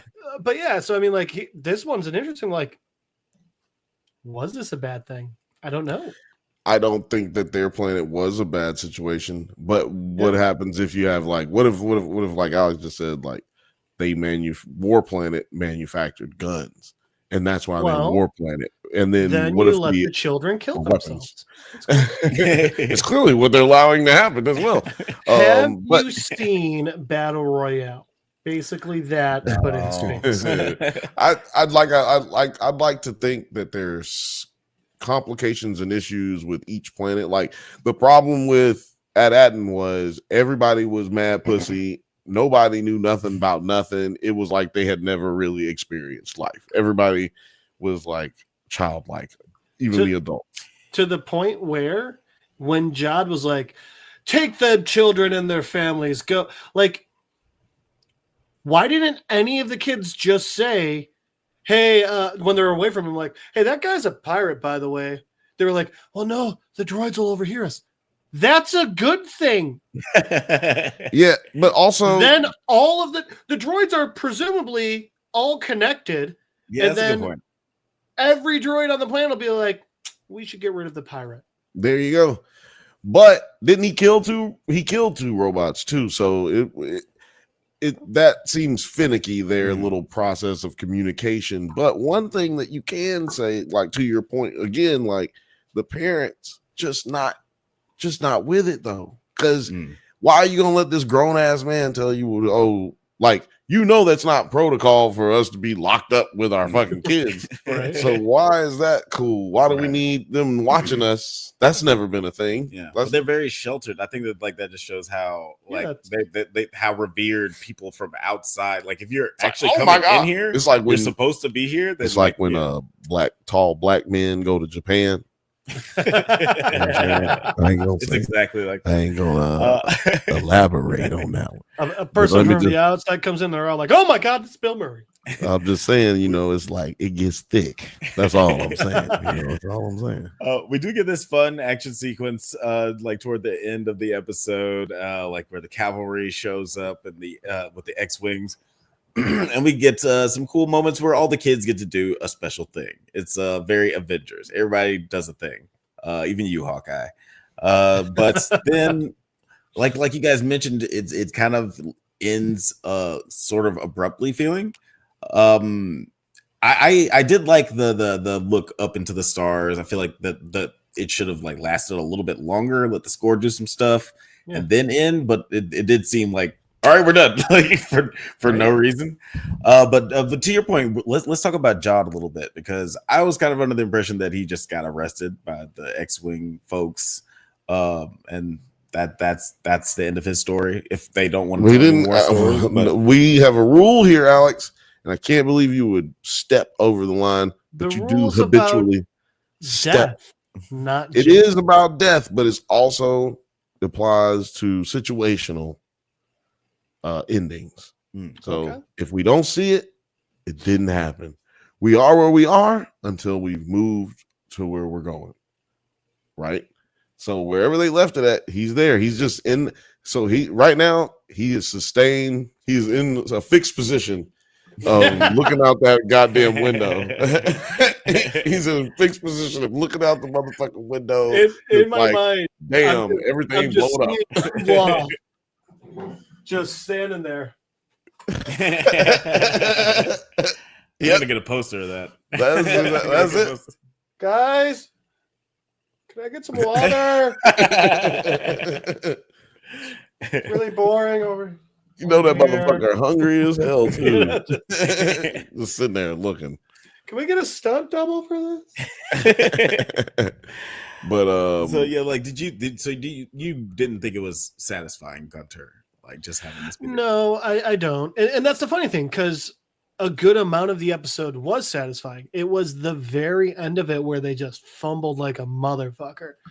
So I did not find it satisfying. But what we were talking about a second ago with Jod, while we don't know what happened, I see it coming back as one of two things. I see us coming, if we get a season 2, I see it either being Jod in jail and go up the hill. And they're like, hey, we there's other people coming in, but like they're bad, so we need our bad guy to go bad against them, like the whole enemy of my enemy bullshit. Or I see it being like he's doing fine. Like he's either like, because we've only also seen one city on Atten. That is I true. could absolutely see him disappear, slipping away in this chaos, and either like if there is another city being there, or like we just see it like he is just like getting around them and the planet, like maybe living in the woods and stuff, but like not doing bad, like maybe living comfortably. Yeah, like maybe he's a pirate. Yeah, exactly. I see it being one of those two. But yeah. Oh dear. That's my new doorbell. For voting. Yeah, it means we got. About to show it means we got somebody showing up. It's sounds like a guitar riff should come in. Cemetery, ladies and gentlemen, at the door, it's Cemetery Terry.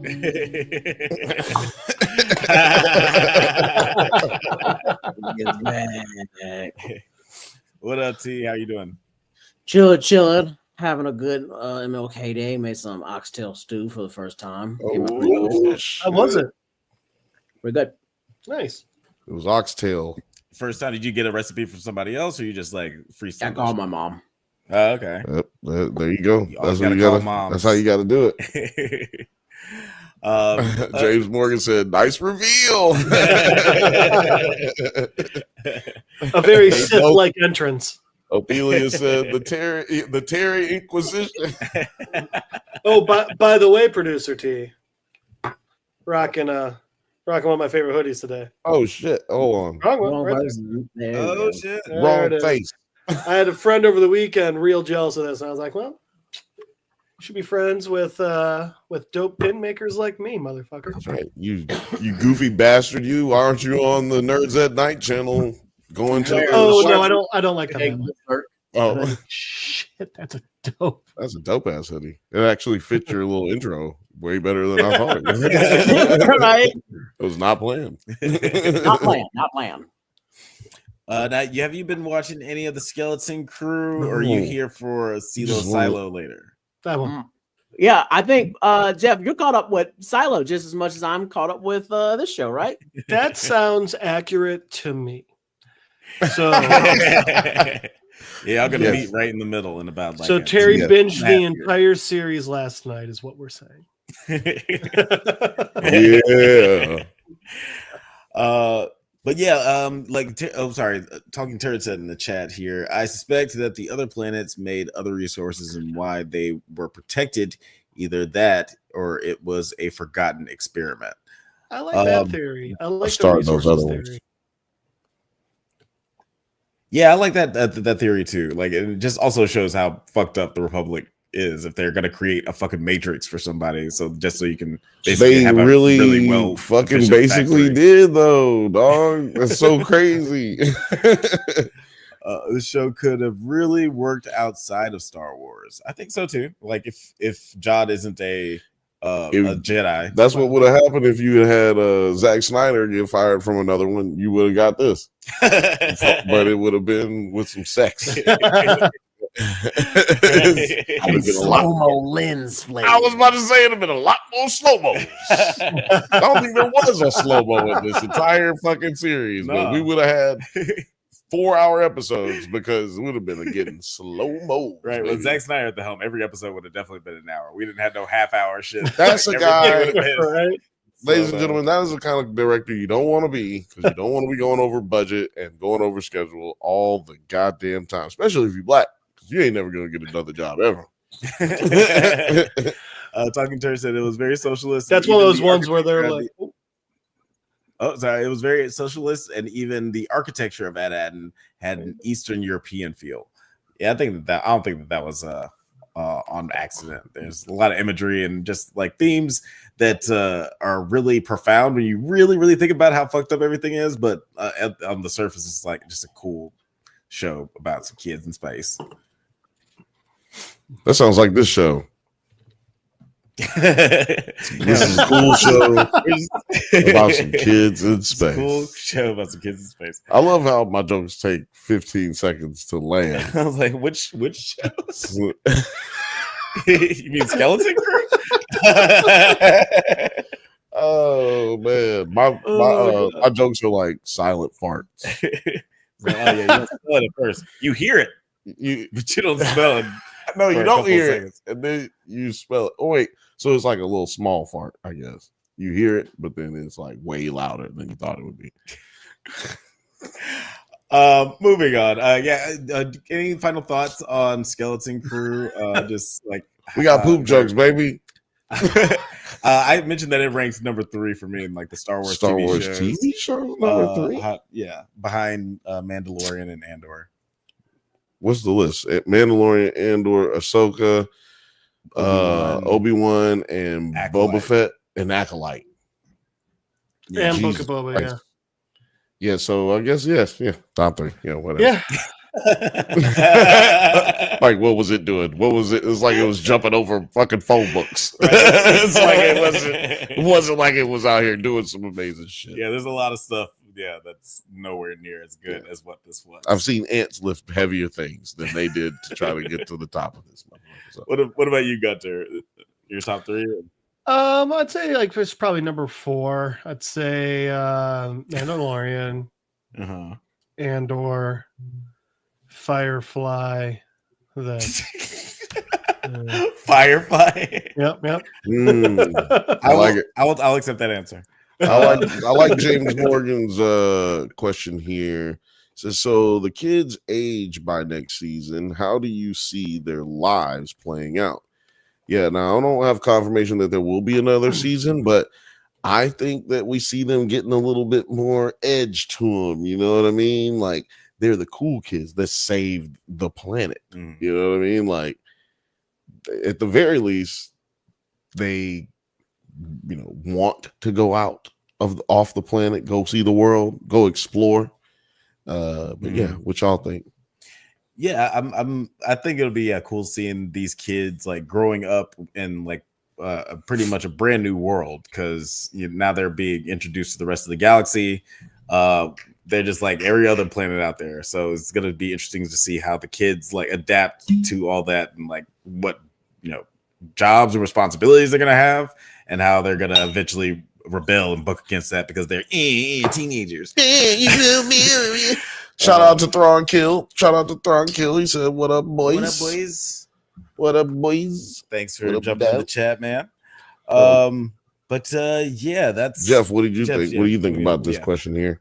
I agree with Alex. I think it'll be like a very brand new world. Like very Red Hulk, Captain America, Falcon. Nigga bird. Really think, you can't say it. That's not what I could say. No, you can't say it. But look, we'll say it for you. Shout out to Othelia's no, I think we will be talking about nigga bird though. By the way, we will be talking about nigga bird, because I love that we're just gonna keep calling it. I said nigga bird to somebody the other day, and they were like, man, I like the Falcon. Excuse me, it's Captain Word. I can't say bird. Captain. Yeah, that's right. Captain. You know what? We're actually You're right. No, but I do agree. I think it'll be one of those.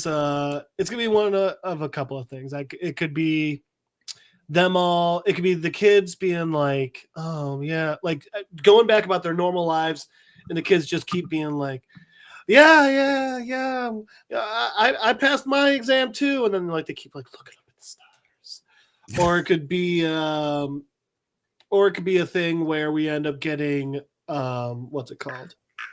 Where we end up getting like it's the exact opposite. Now that the galaxy knows of Atten, they're like getting attacked, or they've got to go under new regulations and things like that they're not familiar with or expecting. Or it could just be like, oh, we found another ship. Guess we're off planet again. It could be all of them. It could be any of those. Like that's the interesting thing about this ending is that there's lots of ways they could take the kid's story. I actually think there's only like maybe 2 they could take John's, which I already mentioned earlier. I like all those. I'm not mad at anything we've said about the possibilities of where this show could go if it was to get a season 2. Not upset for those who just joined. We're not upset if they get a season 2, but we're also not upset if they give us another one of these and keep the party going, man. Yeah, keep the party going. No bad actors on this, really. No bad actors. No. Yeah. No Nick weak links in the chat. Frost rocking it out as the Smeebot. Oh yeah, great voice. Shmay. Thronkill said, "Y'all got me watching Silo up to season 2, episode 3. God damn, he been doing better than I am." Yeah, he's been running through that motherfucker. He's been running through it. Hell yeah. That's how I was, dog. I couldn't stop watching it. I just kept ballsing through it. It's one of those, if you start watching it, you're going to finish it. If you can keep going, like if you're not already currently caught up and you're going if you're not going week to week, man, you're going through it. Was it 10 hours? It's easy to binge. So right now you got 20 hours. If you're starting from season 1 to season 2, you got 20 hours of fucking television, and you will go through it in 42.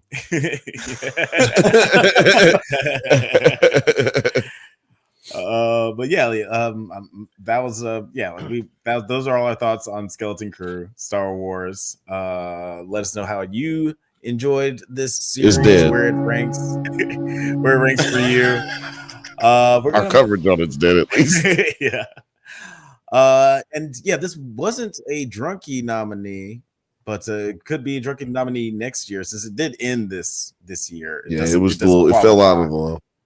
I mean, if Disney had to send us some money, we could grease the wheels. You know what I'm talking about? There's still time for next year. I can put the poll out right now, by the way. George Lucas, hey, you know what I'm saying? It's a what they say, prestige award. It's a prestigious award, absolutely. And that also applies to our next topic tonight. That's right. It's almost silo time. You gotta rap. You gotta rap the tape around here. You gotta wrap the tape up. Wrap the tape. Rap. You gotta wrap the tape up. It's very important. Yo, I wish y'all knew how long ago that song was made in comparison to like. It does feel like it was just made for this show, though. It really does. It really was. Like I like that way more than the thing Alex got for the music every time we go on the silo. It's too intense. I like that. No, one. play that shit. Play that. Oh, shit. yeah, that's right. Because we are about to talk about.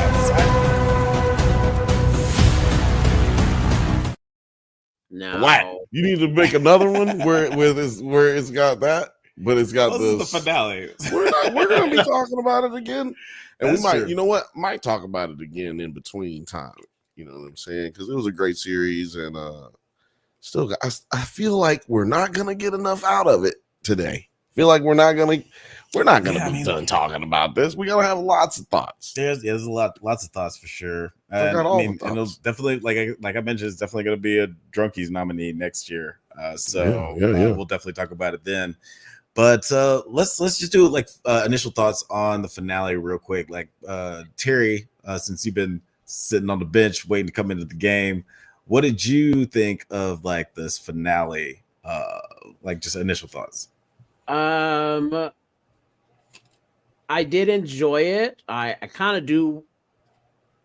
I was expecting maybe the what was it called? The safety protocol thing to be a little bit more safeguard protocol. The safeguard protocol. Oh yeah, I thought it'd be a little bit more serious than we can just pump out the outside air inside. Yeah. No, it wasn't that they could pump outside air inside though, was it? It was just that they had a poison gas that they would release inside. Yeah, that's what they said, but I just kind of figured they was just pumping because it said it came from the outside. I was like, okay, they just pump outside, inside. But one thing that I did like that they addressed that I was about to bring up because I'm now catching up with the book itself was something they never really talked about or showed when they went out to clean.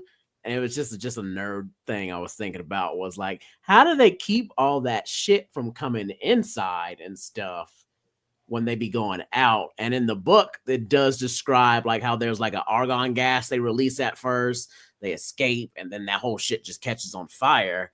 And as we now see that, yeah, the inside outside thing does still catch on fire. They really do clean it out. Yeah, I was kind of curious about that if they were going to address that. And they did address it in the show. And I was like, that's pretty cool. Your ass try to come back up in here. You're getting bent up. You getting fried the fuck up. Burn your ass. It's gotten to the part of the book where now Juliet, she has walked outside the silo. They've kicked her out of the silo. She's walking out.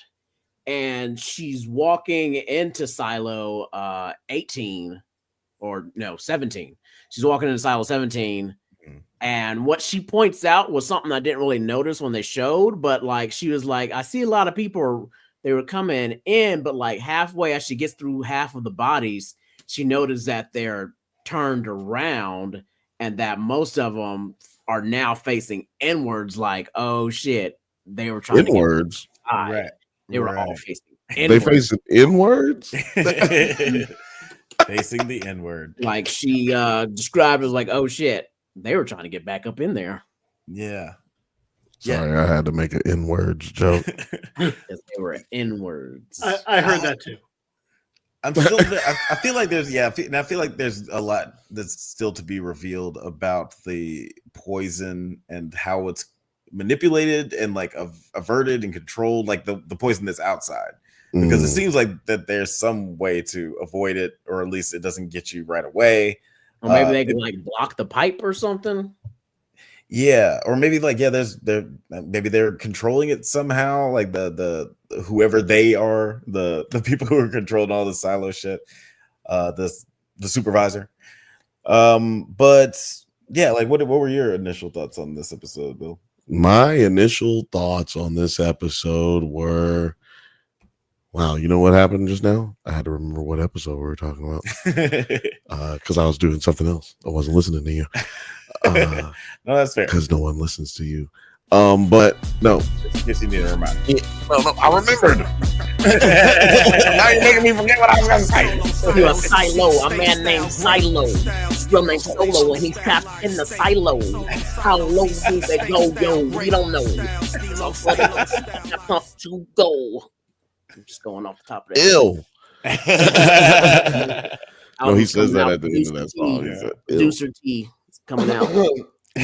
Album coming out soon. I was extremely happy with the way that this one ended. You guys just caught up with season 1. You probably recognize that the way like these episodes are kind of matching up with how the episodes went in season 1, and we're left with bigger questions than we started out with at the end of episode 1. And they've done the same. I mean, in episode 10, season 1, and now here we are again, episode 10, season 2, and we got even bigger questions than we had before. And we've gotten a lot of questions answered from season, about season 1. And now we're sitting here like, what the fuck? And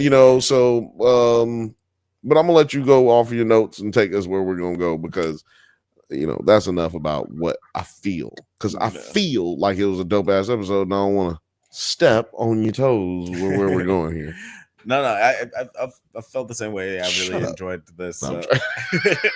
I'm sorry. I don't know why I be telling you shut up sometimes. I don't either. But somebody needs to tell you to shut up sometimes. It's really hard to shut up when you're the host. That's facts. But you're right. I also really liked this episode. It was like a nice, satisfying finale. Talk about abrupt endings. Like, it just seemed like it didn't feel like the end of a season. It just kind of felt like the end of an episode. But if we didn't get that second ending, it definitely wouldn't have felt like the end of a season. That last scene really saved it for me. But yeah, let's go ahead and get into the nitty gritty. In episode 10, Walker works with Knox and the other rebels to use Bernard's camera to send him misinformation. They trick Bernard into sending the raiders below and transferring all rebels up top, after which Pete sacrifices himself to blow up the stairs in between. So let's actually talk about his sacrifice for a second, Pete's sacrifice. So I thought that it wasn't really, I don't know, I didn't think it was necessary for the writers to do this. Because I don't know. Maybe something like this happened in the book. I'm not that. The timer didn't disappear. You saw it fall off. Oh, I didn't see it. No, it falls off. Oh, you didn't see the timer fall off? Yeah, the timer fell off when they were like trying to hustle through the thing as they were running. When they're going up the steps, timer slid off. It like somebody bumped it and the timer fell off. That makes way more sense. Off the journey. Because I was just going off when they were just like, what happened to the timer? He's like, I don't know. I was like, really? That's how y'all gonna explain it? No, it fell off. Okay, if it fell off, you see like a little clock face thing like fall off. You're like, that's kind of looks like a clock looking thing. I was, in all fairness, I was editing while I was watching this episode. So we gonna have to carry this one, Terry. By the way, hold on one second, Terry. My bad. So I just started a goal. There's this new thing on YouTube. You can start a goal. If you're on the Drunk Banthas channel, if you're on Nerds at Night, you can go over to the Drunk Banthas channel and do this, and participate. If we get a super chat of $2 or more, I will take a drink of some water right here. You know what I mean? Water. And I will take a drink of it. It's like I said. So the goal here is right now 30 minutes. 30 minutes. So yeah, 30 minutes, $2, and I'll make a holla. $2 will make you holla. So anyway, we're gonna be doing some goals over here every once in a while. Super chat $2. We go. $2, yeah. So yeah, Terry, you can go. You can go ahead and go, Terry.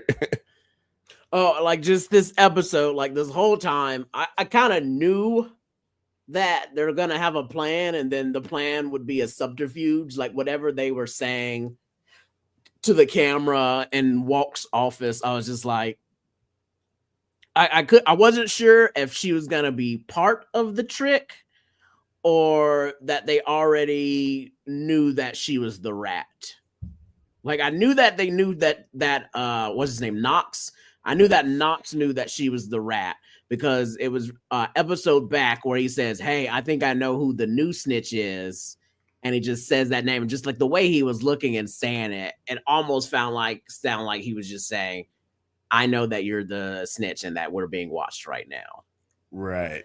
I figured whatever plan they were gonna be saying this episode was definitely gonna be a red herring and a false flag, and just something else was gonna be planned. But I just couldn't figure out what and who was really behind it. I just knew as soon as Bernard was just like, "Send all my people down there," I'm like, that's gonna bite you in the butt, boy. Don't send all your people down there. There's something else happening where they want all your people to be down there.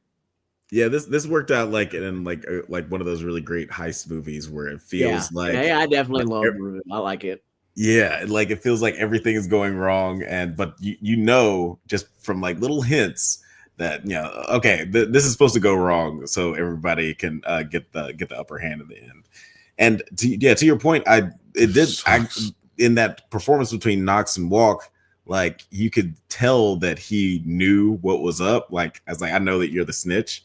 But I didn't know they had that whole hand signal thing. Like I didn't know that they were plotting shit. Crippin'. That boy was like, he threw it up, and then they was like, "All right, I got you." Then they talking about what they could do the jitsu one-handed. He was going at it. I was like, "All right, that's cool." But how did you feel about I guess one of the bigger things from this conflict, the Pete sacrificing himself, the big explosion that destroys the two stairs? Are you gonna miss Pete? Rest in peace, Pete, man. First of all, you said he wasn't going nowhere and you was tired of his character. I told you, man, just hold on, man. Just let my man breathe, man. And he breathed his last breath. I figured he needed to do something. I also didn't like the character as much as I like the actor, and I was just like, you don't like Mormont? You ain't like Mormont in this one? No, I do like. I'm saying in this one. In this one, he was just kind of meh. I was waiting for him to do something, and when that timer went off and it was gone, and he had the wires like the timer's gone, I'm like, you're just gonna blow yourself up anyway, bro. We know it. I mean, that was what you came here for, right? And then Hank started talking about, let me do it. He just said that because he knew he was gonna tell him no. You don't know this, man. Quit it. You don't know this. He just did it so he could. He just said that so he could tell him no, so he could feel better about himself. I ain't want to leave without saying no. I ain't want to leave without asking. It's like your broke friend who's like, after y'all go to dinner, he's like, "Wait, let me grab my wallet." It's like, no, I know you're not about to pay for this, man. It's like, I'm gonna get this. Man, you don't offer to pay for your broke friend at the beginning. You just invite your broke friend out and have this nigga sweating through the whole meal. This nigga done ordered granola and yogurt because he don't know if you go pay for it or not. Damn, that's crazy. That's the funny thing about it. He knows up top that I'm going to pay for it. That's why we're here. What's funny is you so disrespectful. But yeah, then later the up top deputies side with the rebels after receiving Billings' message via Sims. Patrick agitates the citizens into a mob that demands answers from Bernard. Lucas tells Bernard that he's learned what he's learned and resigns, which causes a despondent Bernard to make Sims his new IT shadow, handing over the vault key and the password. So this was kind of interesting. Like we still don't know what Lucas said to Bernard or what he knows exactly. Well, yeah, but we know it has to do with the safety protocol. Oh yeah, it's probably but it has to do something with who and when they can use it. Is what I want to say is what is the freaky part, and what freaked them out is that they found out who can use it and when they would use it. Right. Do you want to take a hand of that? Apparently made Salvador Quinn create his system, I guess. And then it made the judge lady become a drunk. Yeah, but I don't believe the Salvador Quinn story, as we talked about the last couple of weeks. I don't believe the Salvador Quinn story, and I even believe it less now since you see clearly that these motherfuckers really don't know what the fuck's going on at all. Yeah.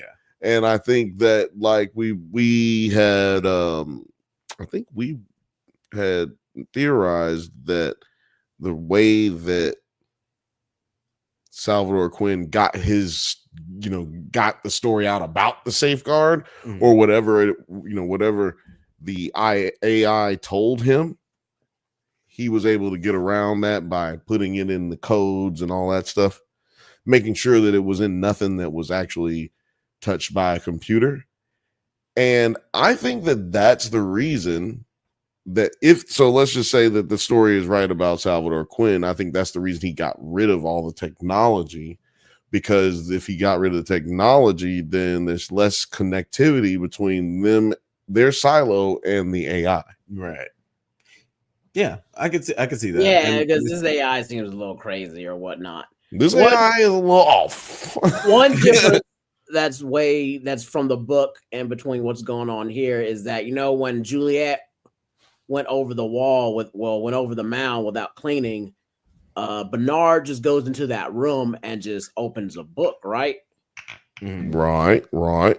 In the book, he goes into that little room and he picks up a headset, and this is the only thing that happened so far. And then only thing you hear him is, "Hello, Silo 1, this is Silo 18. I got a problem."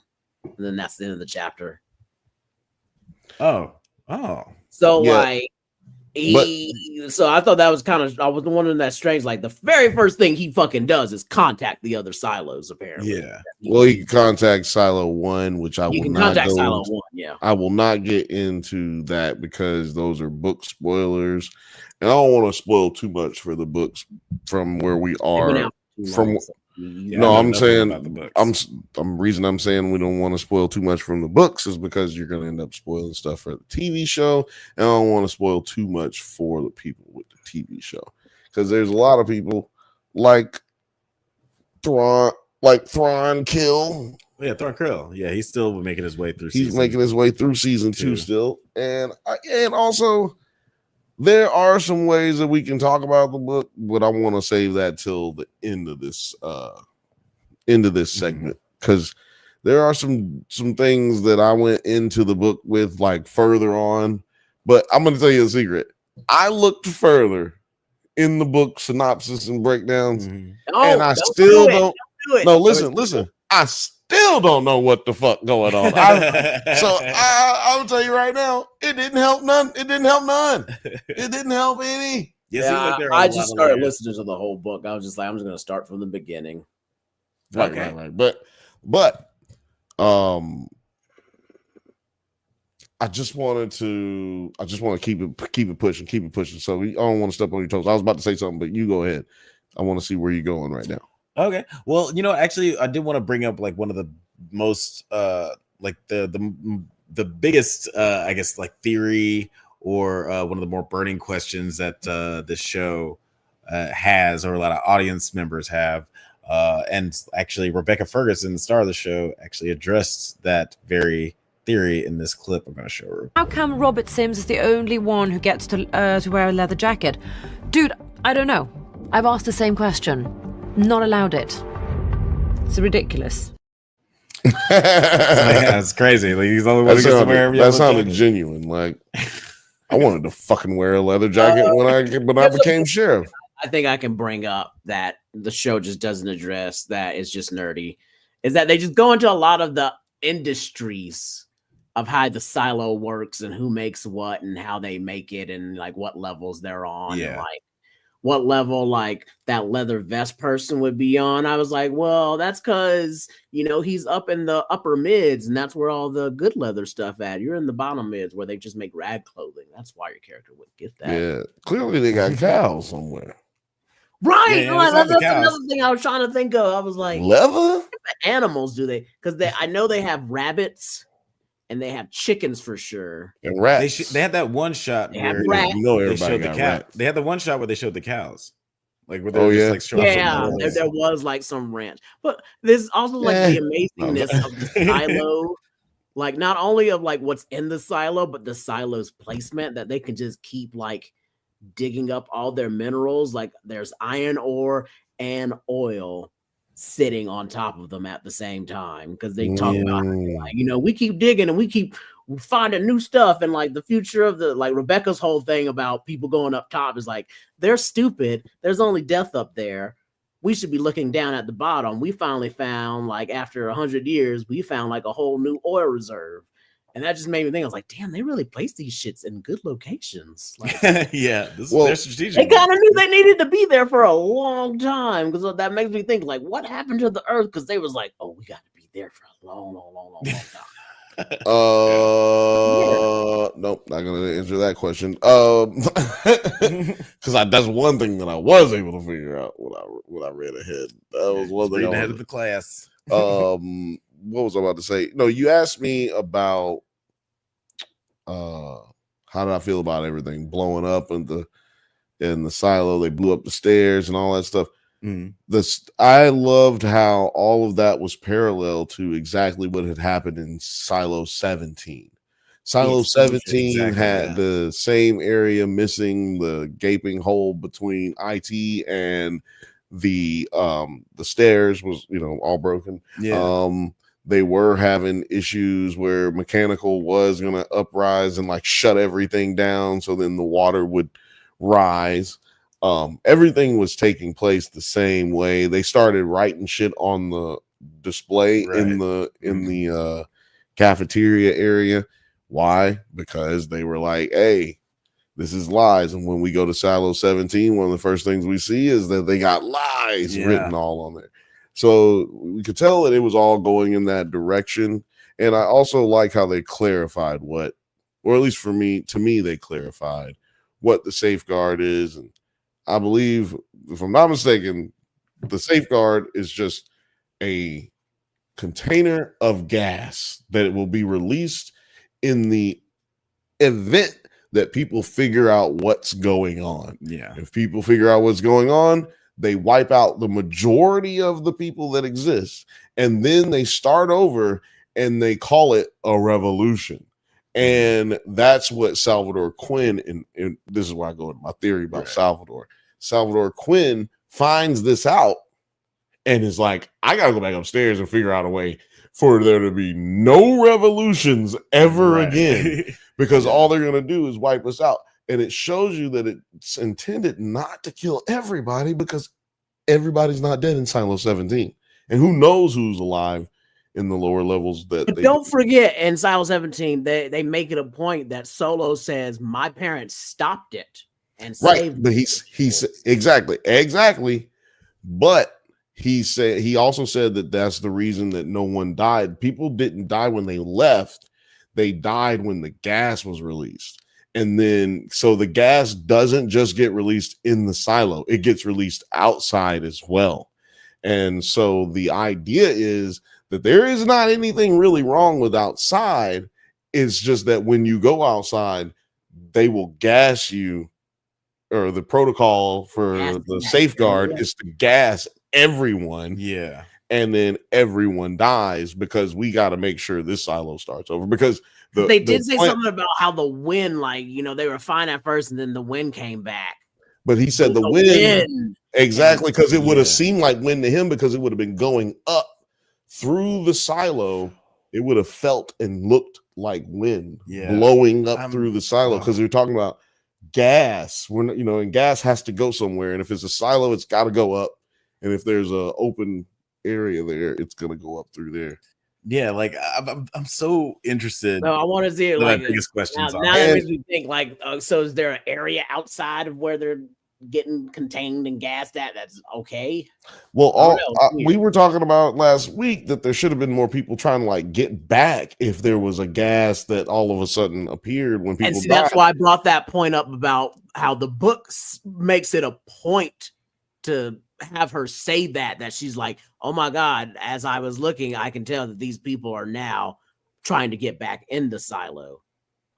Right. So therefore there might have been gas going up outside, Is what I'm assuming. I think if we go back to that scene where we see the bodies, I think that was something for us as viewers to try to pick on the position of their bodies, of how they were looking. Now I kind of want to go back to that episode and see which. Yeah, and they were kind of all plumed together if you look at the bodies. Right? Yeah, they it just weren't looked like a mass crush of people. Right, and they weren't spread out. They were like kind of pluming together. They were kind of building together, bottlenecking together. You know what I mean? So yeah, that's definitely one of the bigger questions. I'm curious. I just answered all that motherfucker. No, I'm joking. There's no questions. Sims and his family enter the vault, but the legacy says only Camille can stay. This was kind of an interesting moment because I was not expecting like the fucking supervisor to just be like, all right, get the fuck out of here, Common. You're not like it's another moment where he just gets like sort of demoted.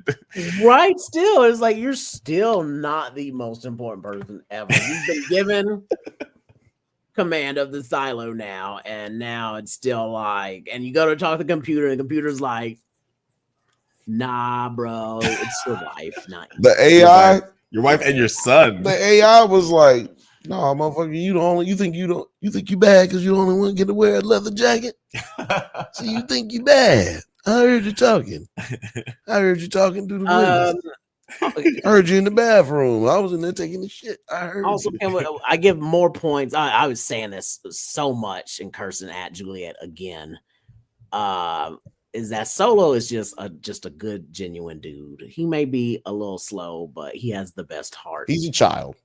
He is like he took that suit from her, and you're like, oh no, he took the suit. And I thought he took the suit and went out there for her to like go, and he's probably gonna die. I was like, oh no, not Solo. But he was like, no, I went in the water to test the suit to make sure it worked because that's like something you should do. And I was like, I was wondering if anyone else felt that way because I knew where he went. I was like, he went to go test that suit.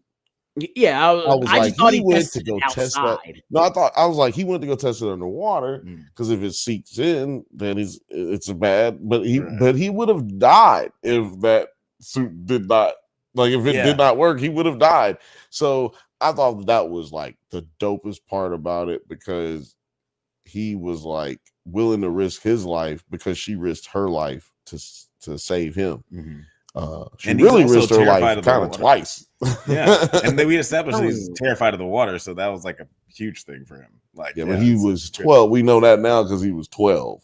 Right. So he was terrified of the water. He was 12 years old. He probably never learned to swim. He definitely never learned to swim. Yeah. The silo Nobody makes knows you what swim is. Exactly. The silo makes you afraid of water. Swim. Yeah. But that just speaks to the level of control that's going on here. We are dealing with a way larger sense of control than we thought we were. We thought, which we were as aware of what was going on as the people in the silo, basically. Yeah. We don't really realize that until the end, but now we got so many more questions, just as many as the people who aren't in the silo. It was beautifully done. But I gotta ask y'all about these kids, man. So Silo 17 kids, man. Oh yeah, the Silo 17 kids. The Silo 17. That are 4. Yeah, there's 4. I am secretly still worried about Solo and Eater Hope being left alone with that one girl. Yeah, I don't trust her. No, what's his name will smash her head in with a brick. Oh yeah, right? Solo I feel like I'm saying, like I feel like she's gonna try and kill them in their sleep. Solo will smash her head in with a brick. He ain't gonna trust her. He ain't gonna trust none of these people. Yeah, they all chilling, we all happy, but he won't even let people touch him. Like for real, like he ain't gonna be okay with these people. Like it took Juliet a long time to garner a certain amount of trust. She saved with his life. I think that's like it's gonna be pretty jarring, like going back to these are the people that like have probably been trying to kill me for the last. She saved his life in like 3 different ways. She helped him out with I forgot what the first thing she helped him out with, but then she helped her turn on like to get the water to pump down. Right. Like of course that's gonna take some time, but it was coming up and he was gonna die in 3 to 6 months. Yeah. Right. So then she saved his life again when crazy Punky Brewster shot him in the chest with the goddamn arrow. Yeah, that's true. Yeah, that's that. And I really love that moment where they embraced, like right before she ends up leaving. Yeah, he finally lets her hug him. Yeah. That was sweet. I just remember she went for it. He was like, I don't like that. We cool. I don't like that though. We cool, but I don't like that. Yeah, it's just like great little character moments between the two of them. Like I would watch a whole series just with these two. Like, hell yeah! I hope he comes back in the next season. Shout out to James Morgan. James Morgan said, "Go back to the other silo." James Morgan said, "I'm enjoying the sorry, what's that say, Alex? Elocution tonight. Elocution tonight. Elocution. What's the elocution? What are we elocutioning? I don't know. What? Man, look, you can't be using all these British words, man. Type it in the thing. Elocution. It's a way of speaking. Oh, the skill of clear and expressive speech, especially of distinct pronunciation you know what? and articulation. I think that's what he said about my show before. I think that's what he said about the Bantha show, and I'm just dumb. Look, man, we're American. Real quick, hey, don't say we're American. I just told you what the definition was and pronounced it correctly. No, do y'all think this the country, sir? Do you guys think it's weird that we have a character named Hope and Solo? I was thinking about Hope Solo this whole episode. Man, Hope Solo's hot. She's fine like a woman. She's a fine world class athlete. I am glad Juliet finally stood up for the both of them and gave her a talking to. I was expecting her to punch her. I wanted her to just punch her in the face. Like, she should have just punched her. But then it kind of made me sad because at first I did not care about Pete dying. And then, then she's like, and I have people that I need to get back to, and I got family, and I got my dad. And I'm like, no, you don't. Yeah. You want to get back to your daddy. That's one thing you do not have. One thing you don't have that. Yeah, buddy. Your friends are kind of weird right now, and your daddy, well, he's dead. Yeah, that was a pretty. Your enemies are your friends, and your friends are your enemies at certain points. It was a pretty moving yellow speech that she had about trying to get back to her loved ones, and hopefully that's hope. Hope. Full E. Hopefully, everybody's on the same page now. You kind of see some reactions there, but you don't really know. She could go back to that silo and everybody's eating each other to death.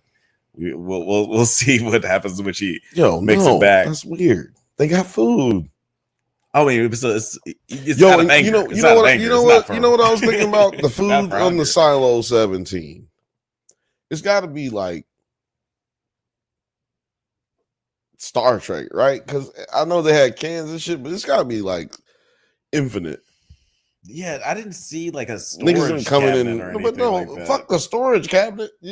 There's no way it's all gonna there's enough food here for 70 years, 60 years, 40 years, 37 years. Somebody got to keep coming in there and bringing some shit, right? You gotta have some motherfuckers trucks that bring the food in. How am I getting my produce? Yeah, where are you getting produce from? What was he eating this whole time? I have no clue. They haven't shown where they're getting the food. He had ice cream. He had ice cream is very specific. What did he give? What did he give? Right. Juliet? Yeah, beef stew. Beef stew. He gave Juliet beef stew. He did allude that he's I don't even know if beef stew's good or not because that's all I eat.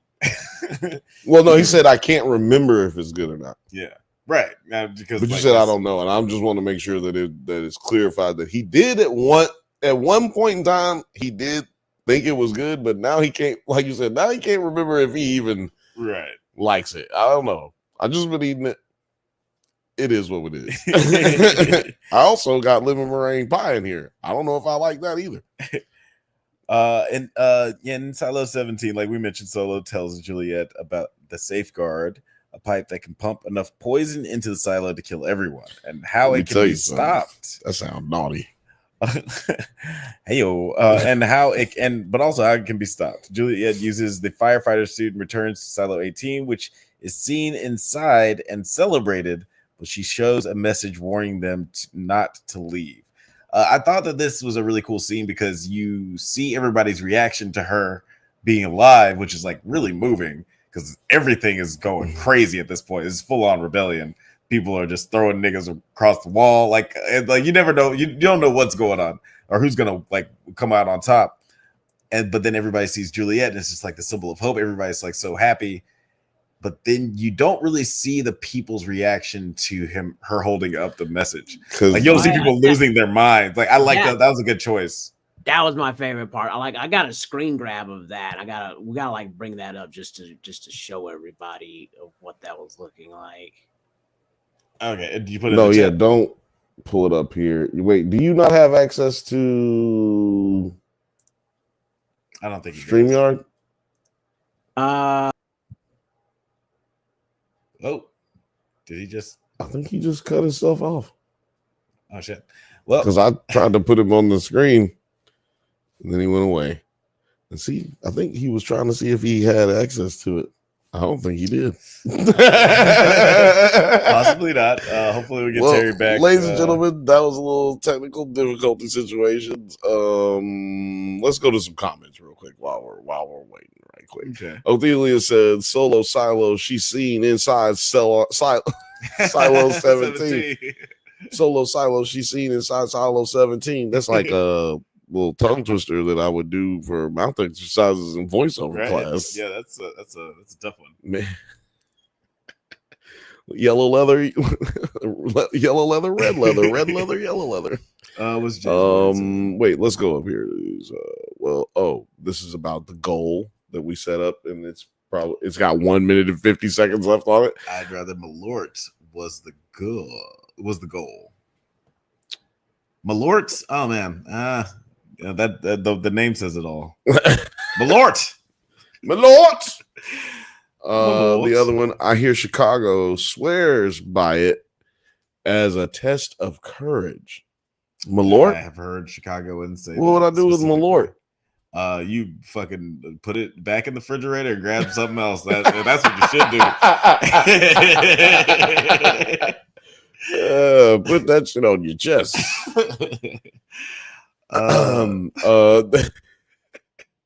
He says, Pete's, there's an option. You know what? Maybe I'll do that. Maybe I'll get some Malort and figure out how to make that happen.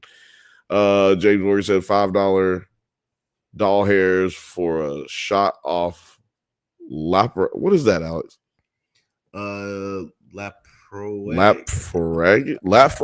No idea. We don't know what that is, but you know what? Send it to our P.O. box. No, actually, I hadn't gotten the P.O. box yet, but y'all can send us stuff to the P.O. box when I get it set up. Said, yeah, it might be an heirloom. Let me get to this other ones here. There we go. Yeah, I think you kicked yourself out. I kicked myself out. Yeah, I realized that. I was like, James Morgan said, in the basement, they might grow mushrooms. Down in the solo. Oh, in the silo solo. Man, in the solo silly Simon.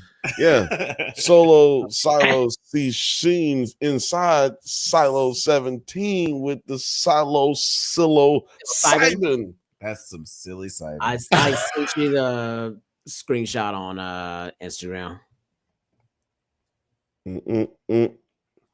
Instagram. I was so happy when she put that note up. I was like, what is her note gonna say? And I knew it. I had a feeling it was gonna say this.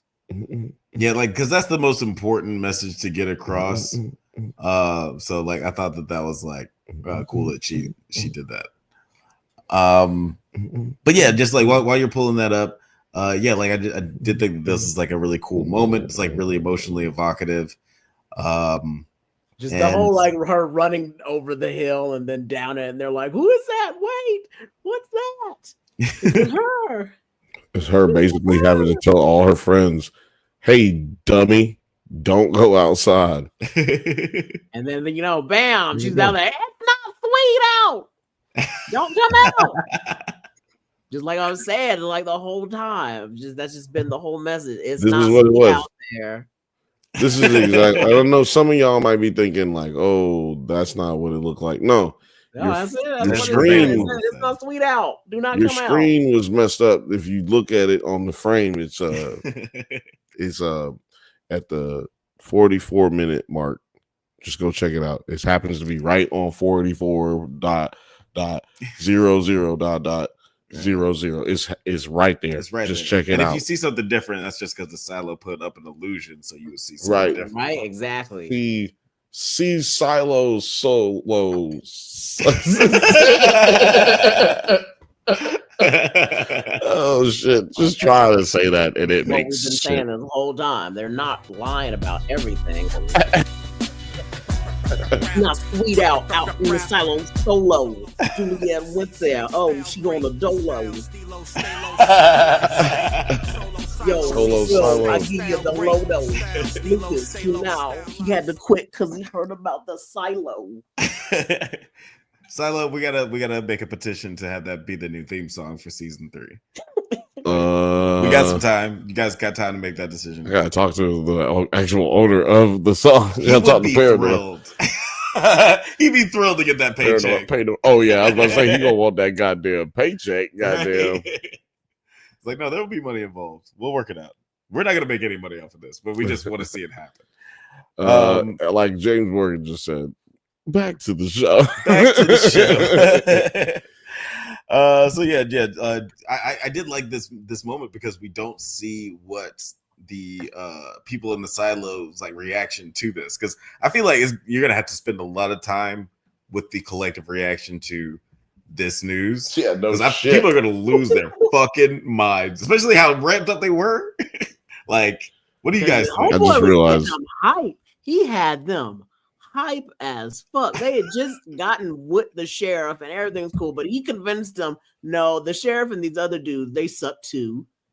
Let them not even come in. We need to go the fuck outside. And they're like, yeah. They was like, it's Tory Lane summer again. We outside. We outside.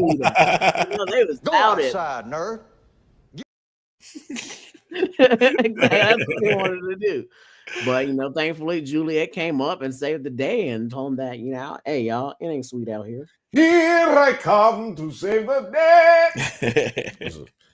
Sorry, I had to do that far away from the microphone. I'm sorry. I know this has been up for a long time, but I just want everybody to see it. I know. I worked so hard on that. Yeah, bear with me, y'all. I'm trying to look. It took me a while to zoom it in. It took him even longer to make this for y'all.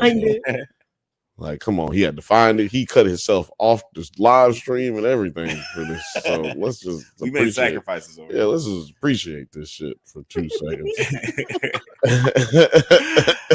But then Juliet enters as Bernard is leaving, and they are locked in the incinerator as it fires up. Now, like it's kind of a huge cliffhanger, but we kind of I think we talked about it a little bit earlier, but just she's a got little bit. She's got the firefighter suit. So she's probably okay, but Bernard, I don't know. Bernard, what do you guys think? Because like this show. Okay, I got it. I got a whole setup for you. Well, before just to set you up, this is a show that is not afraid of killing like major characters. We thought Rashida Jones was the main character in episode 1, and then she died. Because they didn't even tell us Rebecca was in it. Yeah, like lying motherfuckers. They even it had in the opening credits like Rashida Jones, first name, and then you don't see her name no goddamn more after the first episode. That bitch died. That's what took me so long to get back into the show. I was like, you motherfuckers! I didn't even get to episode 2. I was like, you motherfuckers! And the great part, in the book, not even a thing. They mentioned her a couple. They mentioned her in passing, but her whole backstory they gave her, that didn't happen. And knowing that now, I'm okay with how they did it, right? Like they had her there and she's not no more because she wasn't even a thing in the book. In the show, yeah. In the book, yeah. So, yeah. But I'm gonna hit you with this right now. So Bernard, he didn't die, but he almost died. Her suit and his suit combined helped him not die, but didn't save him from crazy burns that he had, right? Wait a minute. Can I get this?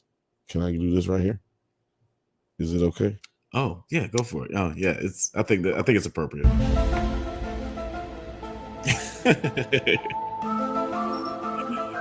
Can you hear me? Can you hear me?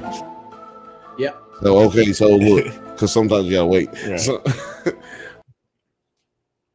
the idea is that he got burnt up real bad, damn near to death.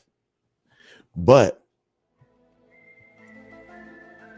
when he you gotta turn it up a little bit, sorry, because I don't know when this happening. I don't know when this happening. This song always gets flagged. That's why it doesn't get flagged. We just share revenue with this one dude because it's not even his, but he's fucking weird. So I don't say anything because he's letting us share it. But you throw me off when I can't hear it. Anyway, motherfucker Bernard survives the burns, but he's gonna be up in the ICU or whatever. He's gonna be in the burn unit for at least all of season 3, right?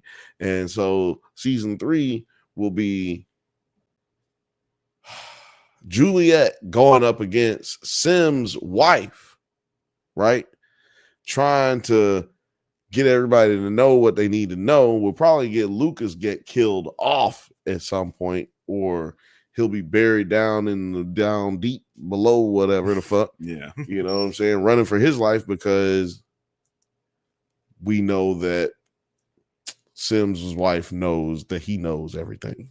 Right? Right. So I think that next year's the conflict is going to be like your friends are now your enemies are now your friends type situation. I think that Juliet is going to be like, I need this nigga to wake up. So the goddamn, y'all know what the fuck.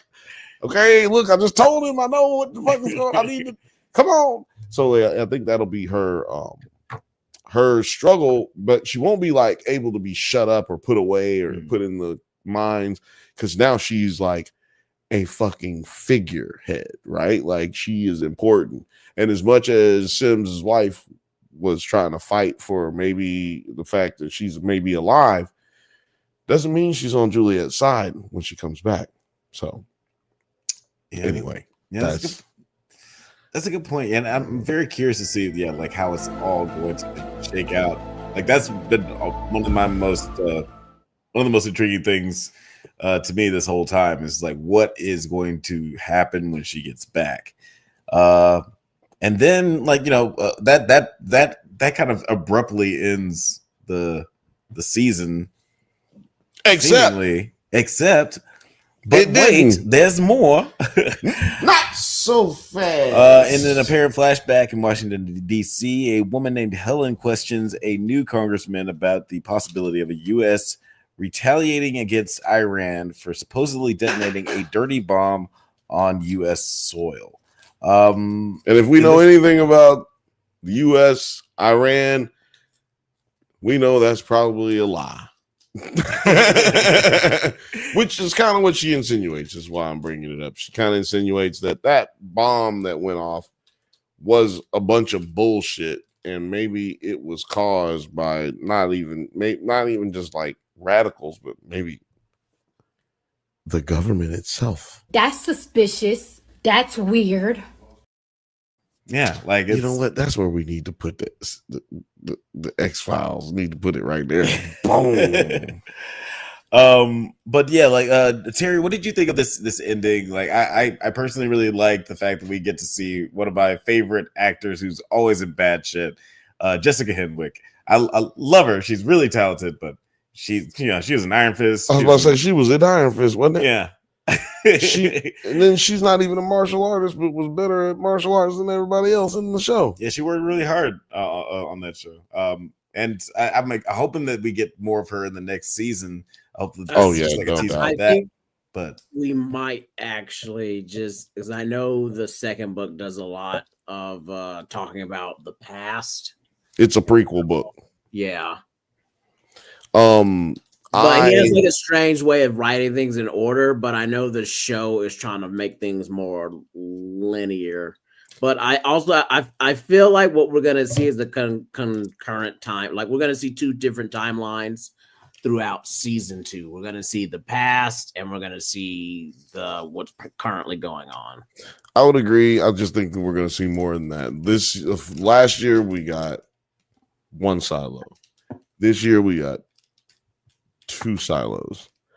Next year, I think that, or the next season, I believe that we get 2 silos in the past, because we don't want to just have a whole season without knowing what's going on. We're going to see who's the commanding silo, and I don't know if we're going to see that yet.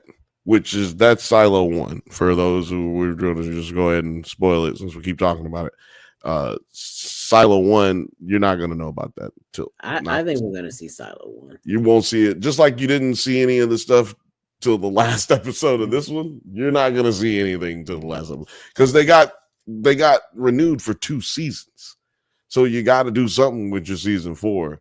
And they probably won't get, if we know anything about television, they're not getting a season 5 or a season 6. Right. So they're gonna have to wrap these 3 books up, or the next 2 books up, in this season. And that's why I was saying that last season, season 1, the first episode, season 1, the last episode was like a pilot for the first episode of season 2. It really wasn't. It was like just seeing the first, like the beginning of episode 1, season 2. And that's exactly what they did with this one. That's what I was saying. These episodes mirror each other. If you go back and look at them episode to episode, season 1 to season 2, they all mirror each other. And everything mirrors itself time-wise in each silo. Like they're all, because it's human patterns and human nature, blah, blah, blah, blah, blah. I just believe that next season we're getting the past and the present, and there's going to be too much information to try to add a whole nother silo after that. Because if we get Silo 1 if we get Silo 1 and the future and Silo 18, it's going to be all over the place, and this is not going to be it's not going to be what we've been watching. You know what I mean? So I'm thinking that they'll just go with the 2 and 2. I mean, the 1 and 1, excuse me, and keep that to being like a narrative. You know what? I would love it. Terry, so what do you think? Oh, well, yeah. Honestly, I would love it if Silo season 2 just was like, or Silo season 3 was like The Wire season 2. Where it's just like, now we're following something completely different, but it's also slightly connected. The book. That's the second book, basically. Like, I would love it if they took that risk. Like, and just knowing that the 4th season's around the corner, like people are still going to be like checking for that. Like, if the next season is just the Jessica Henwick season, and then we check in with like Rebecca Ferguson and like maybe the last 2 episodes to lead into season 4, where we wrap everything up. I would be down with that. I don't know. I think crazy. That's they not paying Rebecca Ferguson and Andy Dufresne to sit around for for 4 years, because it could probably be 2 years before the next one comes out. Right? Yeah, I don't know. Or they could be filming it at the same time and just air them differently. I think that's what people should be doing these days anyway. Or give them a contract, but give them a contract to what? Oh, where they just like they have the freedom to film whatever they want for the next 2 years, because we're not going to be filming y'all's season until like we wrap this shit up.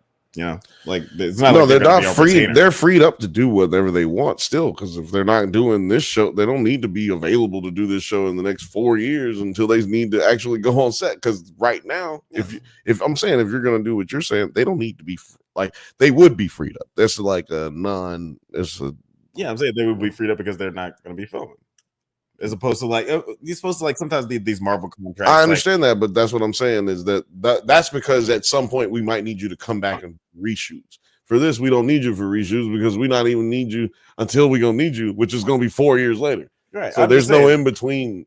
I understand what you're saying. That's what I'm saying. That's what I'm saying. It's not right. I was saying that because you had mentioned you're not going to be paying Rebecca Ferguson and Andy Dufresne to just sit around. It's like, well, you don't have to pay them. Shit, they can just do whatever. No, but they already got paid. That's what I'm saying. That's the thing. They got paid. This is all contractual. It's done. That's all done. And unless they got a contract to say they done for this year, and then they're gonna sign another one, because that's not how studios not gonna do. Because if I sign you now, it's cheaper for me to sign you for 4 years now or 8 years now than it is for me to sign you for 4 years or 2 years now and then pick up another contract later, because it's only gonna go up. Okay. That's just how budgets work. Budget's only gonna go up, and if I gotta pay you more, then I'd rather have you locked in now. And they're not just gonna let them sit around with a contract getting paid for not doing nothing. Yeah, like it's kind of crazy with just like this ending. It kind of jarred me because it's obviously like the not too distant future, but it seems like the Iran shit. It seems like we're literally dealing with some Iran shit now, and then like they motherfucking literally said Iran dirty bomb. God damn, dude's got a Geiger counter at the bar. Like it's eerily like close to where we are, and you can see how close that world could be to us. But like the silo world, like looking at that, it's just like, man, we got to do some more. How do we get there? We got to do some more videos on this, pre-recorded videos, because. Are the Geiger counters even accurate, or are they just is America letting it spread so that they can end up using the silos? Right, yeah, because the guy was like, "Is it ever red?" He was like, "Nah, you know." And I'm like, "Not really. What the fuck does that mean?" It was like orange one day. Like, nigga, what the fuck you mean? Is it never? What? That was confusing for me. So I wasn't sure. Maybe that was trying to say that, or he was just like, bro, ain't nobody who got irradiated, because it was only the poor fucking people gonna be coming up to this restaurant like that up here. And I was like, there ain't no place where you gonna see no irradiated people. He's like, yeah, the bomb only hit damn. What's the name of the black mall behind behind Congress? It's a black mall, right? But it's black. It used to be all black around there. Now they done bought up all the properties over there, and motherfuckers are spending like $18 million to live down there. But there's a fucking mall where the niggas go at, right? And that's where the dirty bomb hit. Yeah, honestly, like it threw so me. That's what I kind of figured what he meant by that was just like, ain't the type of people who would be red ain't coming into this type of establishment. Right. Well, that's why I believe that either way, I believe that's why it's intentional to spread it further. And and one of the thoughts, I'm not sure if you guys had this thought, because you guys have like read a little bit ahead in the books, but when we had that hard cut, Alex. Oh, can you hear me too? I said I can't read. Oh, you can't read. When they had that hard cut to like the DC, I was like, oh shit, is this whole silo situation just happening on like one part of the country, and like things are all good somewhere else? You thought it was like a Dallas situation where you just wake up and no, I thought that it was like, no, it's not it's all a dream, but just like it's a nuclear wasteland on like the West Coast, but like on the East Coast, everybody's like living fine. It's like, oh man, we got to have these Geiger counters make sure everybody's okay. I feel that, but I didn't know it was a flashback. I knew it was a flashback because I believe that I believe the silo is in Georgia, at least the ones that we're dealing with, because we got a Georgia like magazine. Remember the magazine that was the Relic? It's Georgia, the Adventures of Georgia, and I'm like, well, only reason a nigga would have that is if the nigga's in Georgia. Like, there's no way this is in fucking Pennsylvania and a nigga was walking around with the Adventures of Georgia in his pocket. No. I give you another point for Georgia from this episode because of the peaches. Ooh, yeah, the canned peaches. Ooh, give me a point for that. I didn't even think about that, but that's a good one. That's a good one. Yeah, I don't know. It just had flashbackiness to it. I just feel like when you see their world, you're kind of like, no, everything's just fucked up in their world. Yeah. Just flashback. Yeah. And then it ends with the Pez figure. So I kind of feel like I was gonna ask you about that she is one of the original founders, or at least one of the original people that live there. Inhabitants. Yeah, it definitely like shows that there's some connective tissue there, which makes me so much more interested. I believe that the congressman is one of the original. I think he created the silo. I think he's the one who's going to be the one who actually created the silo, because he said he was an engineer in the army. Like he, Army Corps was a of nuclear engineer, which meant the types of silo, like if you look at the silo, it's basically like a nuclear facility, like it's a nuclear cylinder. You know what I mean? Like, so I think that he's gonna be the one who developed the silo, and then in some way, shape, or form, he already ends up dating old girl. Because they thought it was a date, or he thought it was a date. Blase. They did have some little chemistry. It's a nice and I think that she will end up going into the silo with him, or he will get her in there.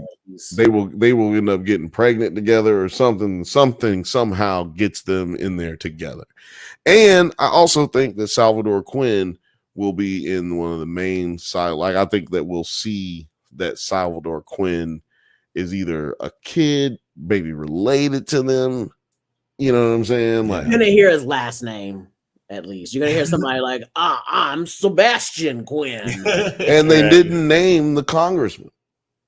So they didn't. So they didn't say his name. He's just the congressman from the 17th district of Georgia. There's only 16 districts. Wait, that's another point for Georgia. Yeah. There's another point for Georgia. That's right. He's the congressman for Georgia. You forgot that he just he straight up said he was the congressman from Georgia. So that's like a whole nother reason why this place is taken. You got it. I gotta keep saying that's like sense. 3 good points of this shit's in Georgia. These particular silos are in Georgia. There could be more. Maybe there's 1 through 50s in that area. They could be. Who knows how many else? There could be hundreds of thousands of silos. You don't know. But if this guy is the one who created him, for a fact he gonna have his, right? Like, at least his district would have them first. I could see the story going in a place where he builds his, he passes the bill for him. He does the prototypes in his state first, and then that's when all hell breaks loose. And I hope that this is the case, because that would just mean that I was right from the beginning, that this is Fallout, but a little darker, and motherfuckers' clothes ain't as nice. Yeah. It's very Fallout vibes. Yeah. But guys, let us know in the comments what you thought of season 2 also, I think Juliet's going to be related to the lady. I think not Salvador is not going to be related to them. I think Juliet's going to be related to the original people who created the silo. Okay. I think that's why they've let her live this long. That's why they let her do what she needs to do this long, because she's actually part of the heritage, and you can't just wipe out the heritage. She's legacy. She's the legacy. That's right. Anyway, that's an interesting theory. There's definitely somebody. There's gonna be somebody who was Palpatine's granddaughter in this. Somehow Palpatine returned in this storyline. I guess we'll have to wait to find out. What's that nigga's name? Oscar Isaac? That's my Oscar Isaac impersonation. It's just somehow Palpatine returned. Guys, that's pretty good. Say it in the back of your throat a little bit. But guys, let us know what you thought of season 2 of Silo in the comments. Have you been watching? Have you been interested in the show at all? Producer T, have you been watching our next topic at all? Are you sticking around? Are you gonna get educated? If you haven't watched, no, I'm probably gonna also head out. It's -4 out here with the wind chill. It's actually -24. UK people, that's like -40 or something crazy. It's crazy. Celsius shit. Yeah. It's some Celsius shit. I feel bad. Obviously, Gunter had to leave before we started the silo. I forgot to let him say his goodbyes, but you guys can check him out. Hit him up in any way you want by looking in the video description. We got all of our ways to get in touch with our. Mostly, you can't find him anywhere because of the hackers. But Producer T, do you want to tell people where they can find you on the interwebs before you get out of here? Yeah, you can totally find me at NerdsatNite, where I have finally uploaded a video that's taken me like a year or so because I'm lazy. But especially for our UK fans, I broke down season 2 of Top Boy. I did the first 2 episodes. So I did a part 1, and I'll have a part 2 coming out pretty soon, a lot sooner than this one. I'll start on it tomorrow, actually, since I have nothing to do.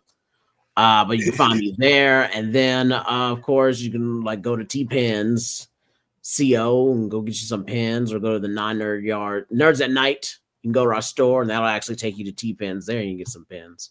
So go check that out. Check it out. Check it out. I just want to. Well, never mind. I can go through the comments when Terry leaves. I'm just go through those comments. All right. I'm out. Well, thanks for hanging out, man. We'll see you later. We'll see you next week. Evening, Terry. Maybe I'll see you Thursday. That was pretty fucking intense. It just disappeared, and it was like boom, nigga, boom, boom, boom. Yeah, guys, let us know what you thought of season 2 of Silo, what your predictions are for the next season. But we're gonna move on to a B. That doesn't work. Does this work? No, that doesn't work. Just go. That's weird. But yeah, we're gonna be talking about the season 2 premiere of the Apple TV Plus series. Severance. That was a terrible song for that as well, but we're gonna get one better than that. We're gonna get one better than that. Yeah, go for it. But yeah, Severance season 2.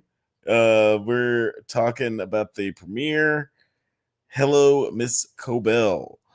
Yeah, like we missed the first season's conversation. Absolutely no Miss Cobell in this entire fucking episode. yeah, it's interesting that they named it after her. Hi, Miss Cobell.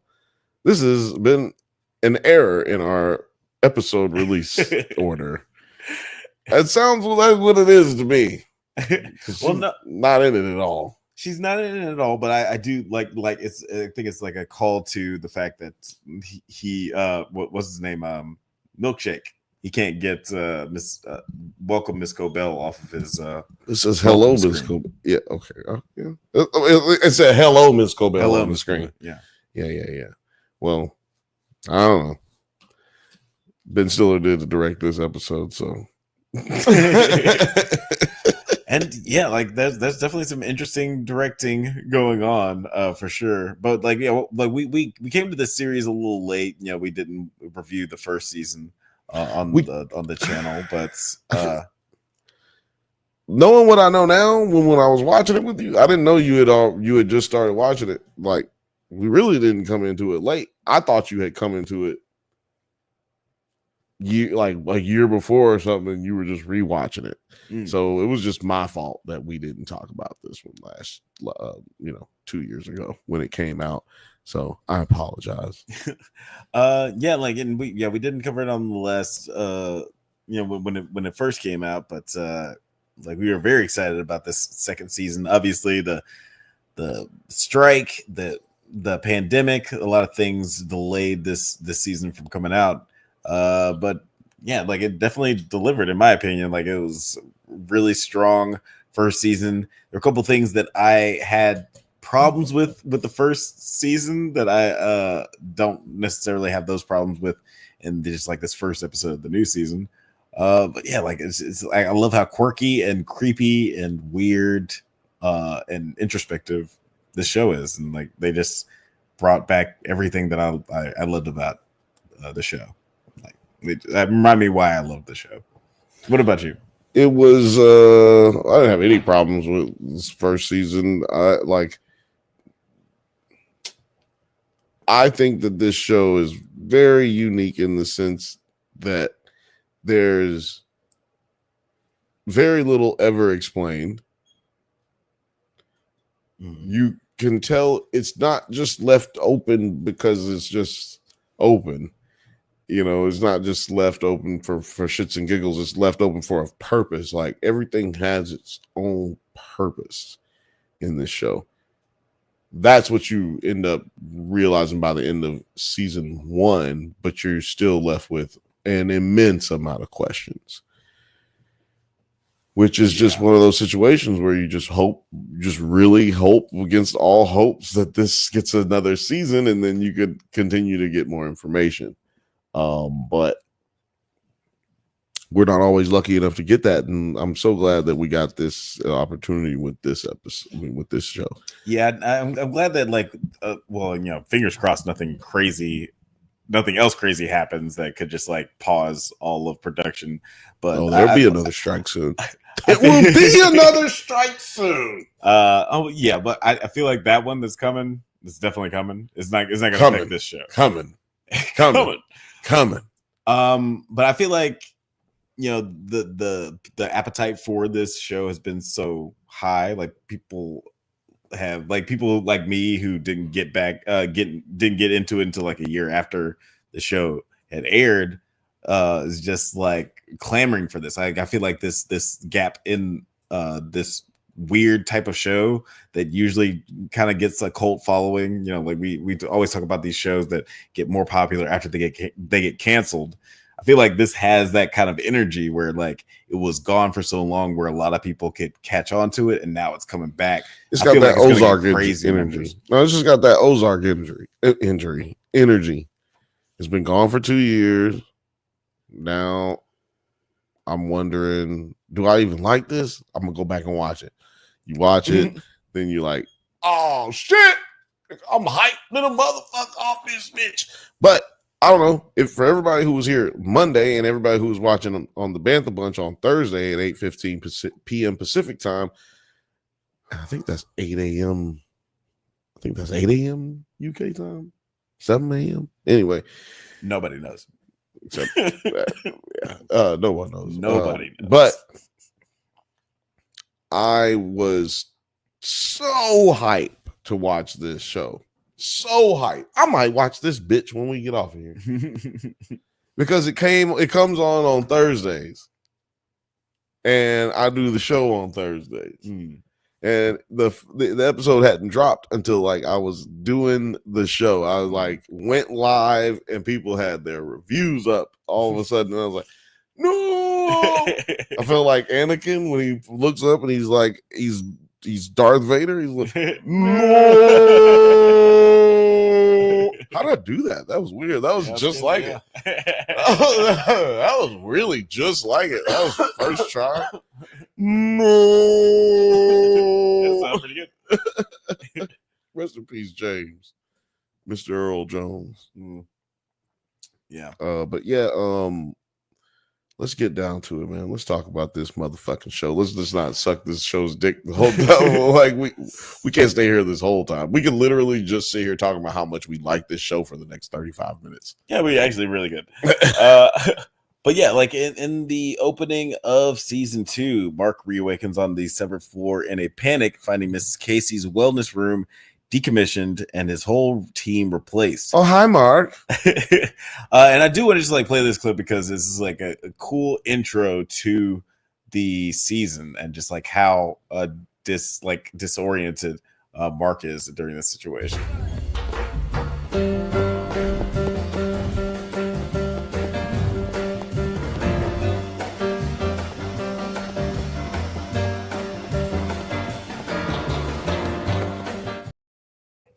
Like, I don't know how they shot this scene, but there was definitely some like drone trickery, some CGI like compositing. I think they used a lot of CGI for this. Remember in the last season, the intro, like where he's just like normally walking down the halls, or no, not the after the cold open, they have the intro. Oh yeah, with the music and stuff.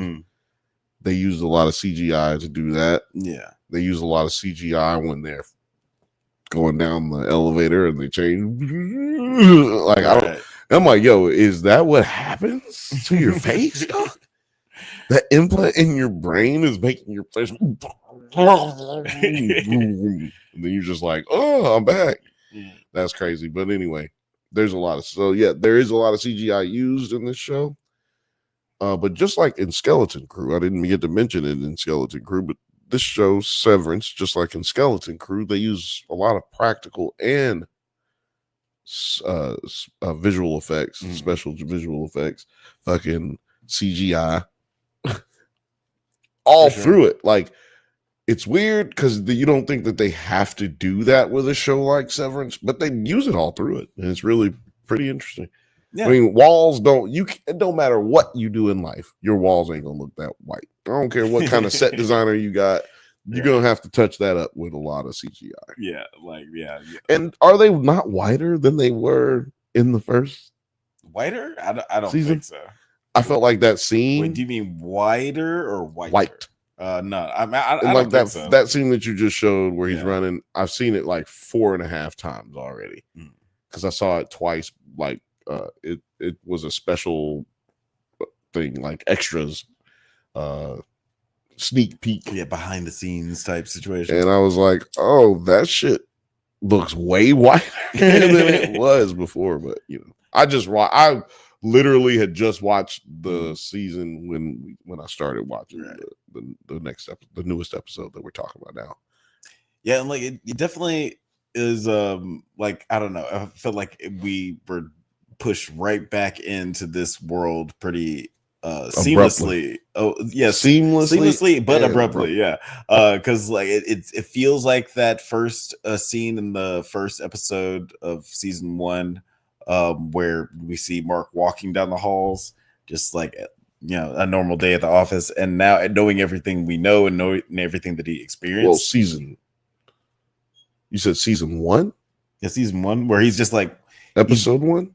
Yeah, no. Like it wasn't like it was like a few scenes after. It was after the cold open. After we see Helly on the table, but like we see him walking down the hallway right before he finds out the PD quit. Exactly. Okay. But like I thought that this is like a cool mirror of that, but just he's totally out of his mind because of everything that happened at the end of the first season. But then what happens? We see that Milchick is now running the 7th floor. Yep. And he introduces Mark to the new deputy manager, Ms. Huang, a child, and informs him that 5 months have passed. Child. And informs him that 5 months have passed since the quote unquote Macrodat uprising, which supposedly made Mark's team the faces of Severance reform. Now, what do you think about all of this? Like, what were your first initial thoughts when he's getting introduced to this new team and fed this situation? Like, if this is what's happened in the past 5 months. It was bullshit. Do you have a clip of the? So the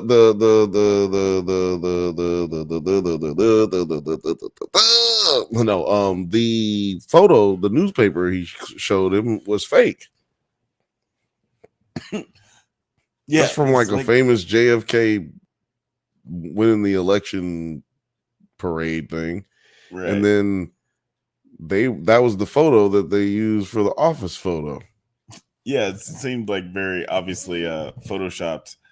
After I watched a YouTube guy break it down, because at the time I was just like everything happened so fast. Yeah, so I'm not looking that hard. I watched this motherfucker like 8 times. Actually, I've only watched it 3 times, but I'm gonna watch it 8 by the time the second episode comes on. I admittedly, as usual, watched this while I was editing. So you're gonna have to support this whole episode, Bill. But to your point, I did like this moment with Milchick as we see him reintroduced, because it feels like it's sort of meta, because it's been a while since we've seen these characters from Severance. Welcome back, Marcus. Been a minute. Creepy ass Milchick. I just want to go to some of these comments real quick. Mm-hmm. James Morgan said, my free weekend on Apple TV Plus, I chose to binge on Foundation, though.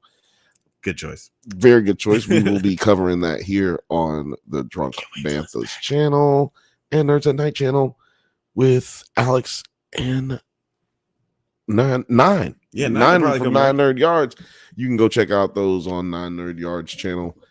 for the first season breakdowns. They did a very good job of breaking those down week to week. And I made a video about season 2 if you want to watch that too. There you go. So James Morgan says, nice score. That's a plus for me. Oh yeah, the score is great. Very haunting. I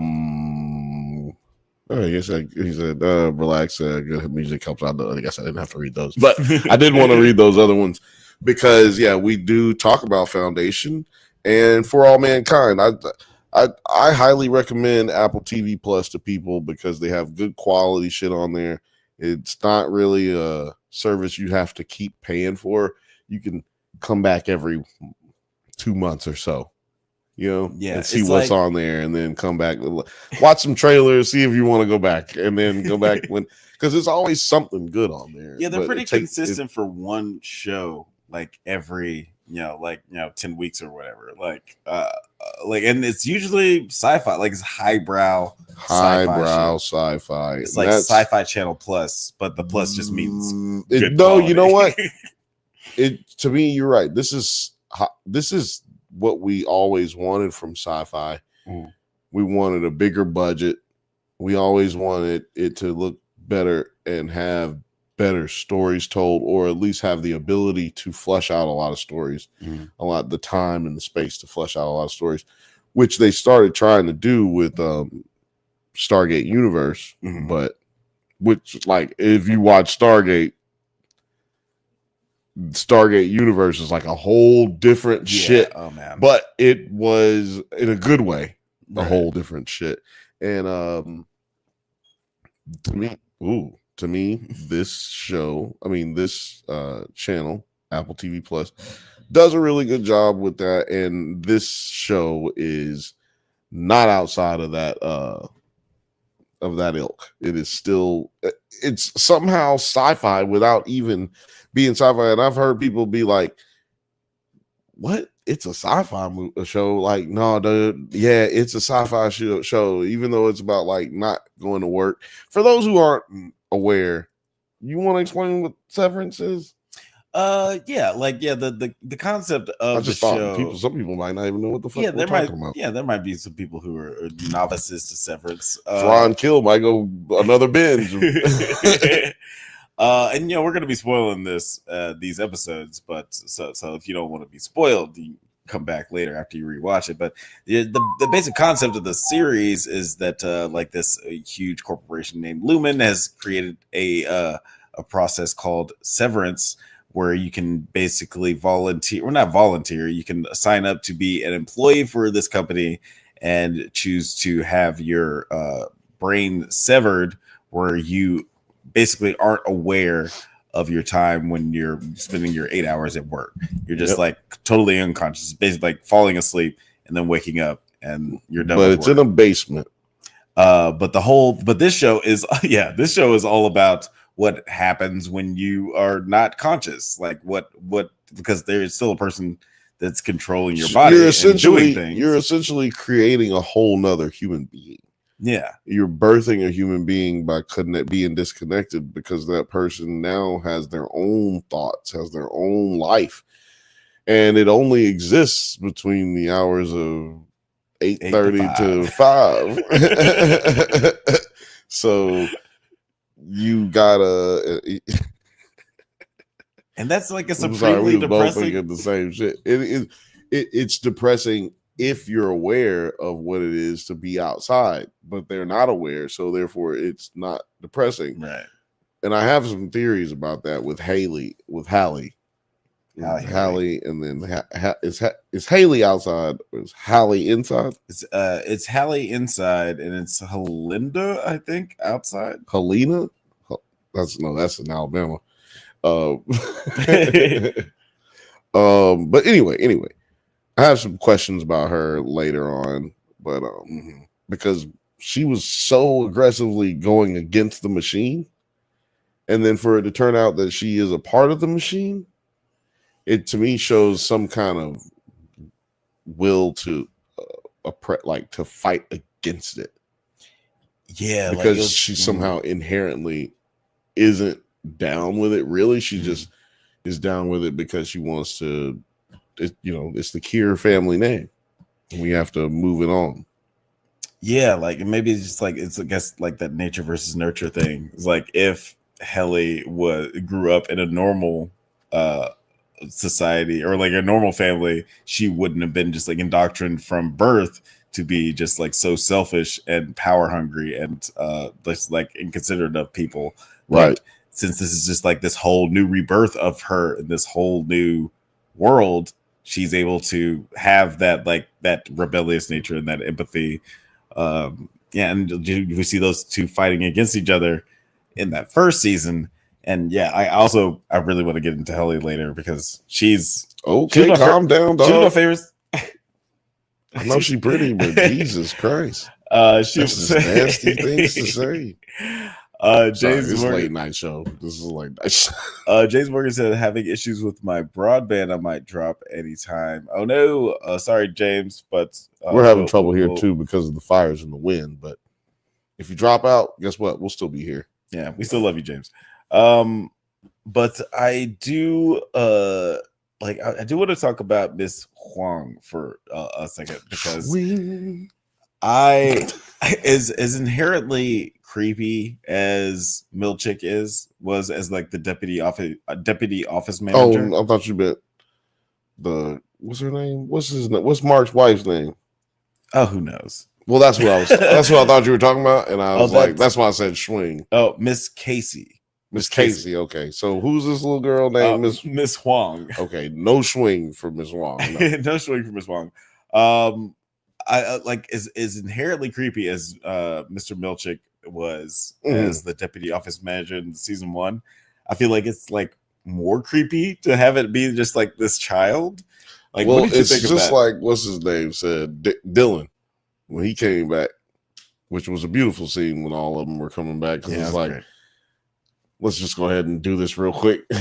You know what I'm saying? Let's get this shit out of the way real quick. It was kind of funny like that, but it's like Dylan said, man, why is she a child? He said, oh, this is Miss Wong. She's going to be assisting you with your... What? Why is she a child? I don't give a fuck about nothing you just said. I need to know why a baby is in here telling me what to fucking do. How did a baby become my supervisor? My favorite line in the whole episode was later when Mark W. asked the same question. He says, "Why are you a child?" And she says, "Because of when I was born." It was amazing. I was like, okay, that perfect. Was perfect answer. And I was like, you stupid bitch. Why did you ask that question in that way?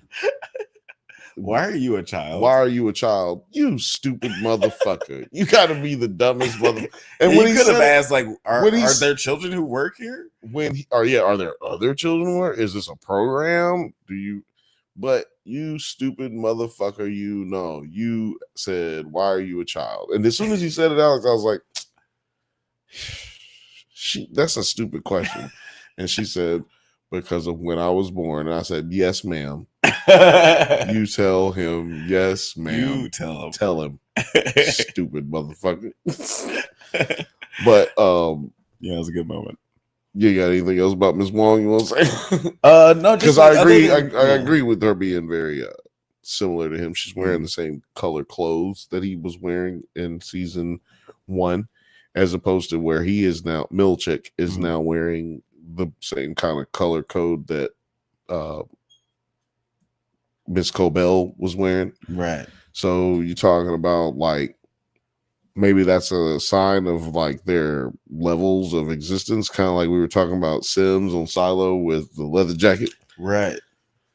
There's a lot of similarities throughout all 3 of these shows tonight. It's like all TV shows. Remember we were just saying Fallout, and like it's really like I mean we could do a whole show on where just like all these shows connect. Yeah. In a sense, not as the same universe, but in the sense of like inspiration. Yeah. I like where it can go and storytelling. It's very similar. Yeah. But I think it's very similar because sci-fi is that now. Like, yeah, and sci-fi has always been more of the same, but you can use more more risky ideas or more risky stories to tell as far as trying to translate it on television than back in the day, where I feel like back in the day, a movie like Silo, a show like Silo couldn't have been made, not because of the technology or whatever, CGI and all that shit. No, it's because that show wouldn't probably translate well over 20 episodes on a platform that's linear, you know what I'm saying? Like, and then it wouldn't exist anymore. But like it's on a platform like Apple TV Plus where they're just gonna let it run. So therefore, you don't end up, they don't care how many streams it didn't get. They're worried about just letting it be out there and let it just do its thing. Yeah, and that's one of the things I really like about Apple TV Plus, because it seems like that kind of safe haven for shows that wouldn't have existed because, like, the technology didn't exist 15 years ago, but also no one's taking chances on shows like these, like Foundation. Foundation would have never gotten made by NBC or Fox or Paramount. No, absolutely not. For All Mankind, when I heard about For All Mankind, which would never been made on television. Maybe Amazon would have made it, but because that seems like a show Amazon would make. Yeah, like when Amazon would probably make it and not promote it very well. Nobody will watch it. What do they care? Yeah, it's like, who gives a shit? But like when I heard about For All Mankind, I was like, that sounds like the concept. I was like, that sounds like a really good essay. Like, I don't know how good of a TV show that would be. It was like, oh, there's this alternate universe if somebody else made it to the moon first. But like, it's just such like all these different like ideas that are coming out of Apple. Sounds like an essay that we would have had to write. Thanks to Debbie Minor. Right, exactly. Like other people wouldn't have written an essay like that. But yeah, it's just like it's weird how like all these really cool high concept sci-fi shows are coming out of here, and like you mentioned, Severance is definitely sci-fi, even though it's not like taking place in the stars or whatever. It's still like taking science to a interesting fictional place to like hold a mirror up to society and without how we see things, how we experience without showing us any science. We saw a little bit. The most science we saw in season 1 was when we saw Hallie's Audi get hit in the head with her, like she ended up getting her chip inserted. That was the only science we saw. Well, the science is just the concept. I understand, but the concept of all the science that exists within a conception or conceptually is unknown as to what it actually does. So therefore, the science that you're referring to, we never see it. We never see any actual science, but still, this is a very, very, very sci-fi fucking TV show. It's so weird, but it's beautiful. Yeah, it's wonderful. And just last thing I'm going to say about Miss Huang, or not even say about Miss Huang, I just want to show this really interesting clip between the scene between her and Adam Scott, Mark S, as they're just battling faces. But I am lucky enough to have made 4 new friends today. That's nice, Mark. But I have to remind you that I'm a supervisor, not a friend.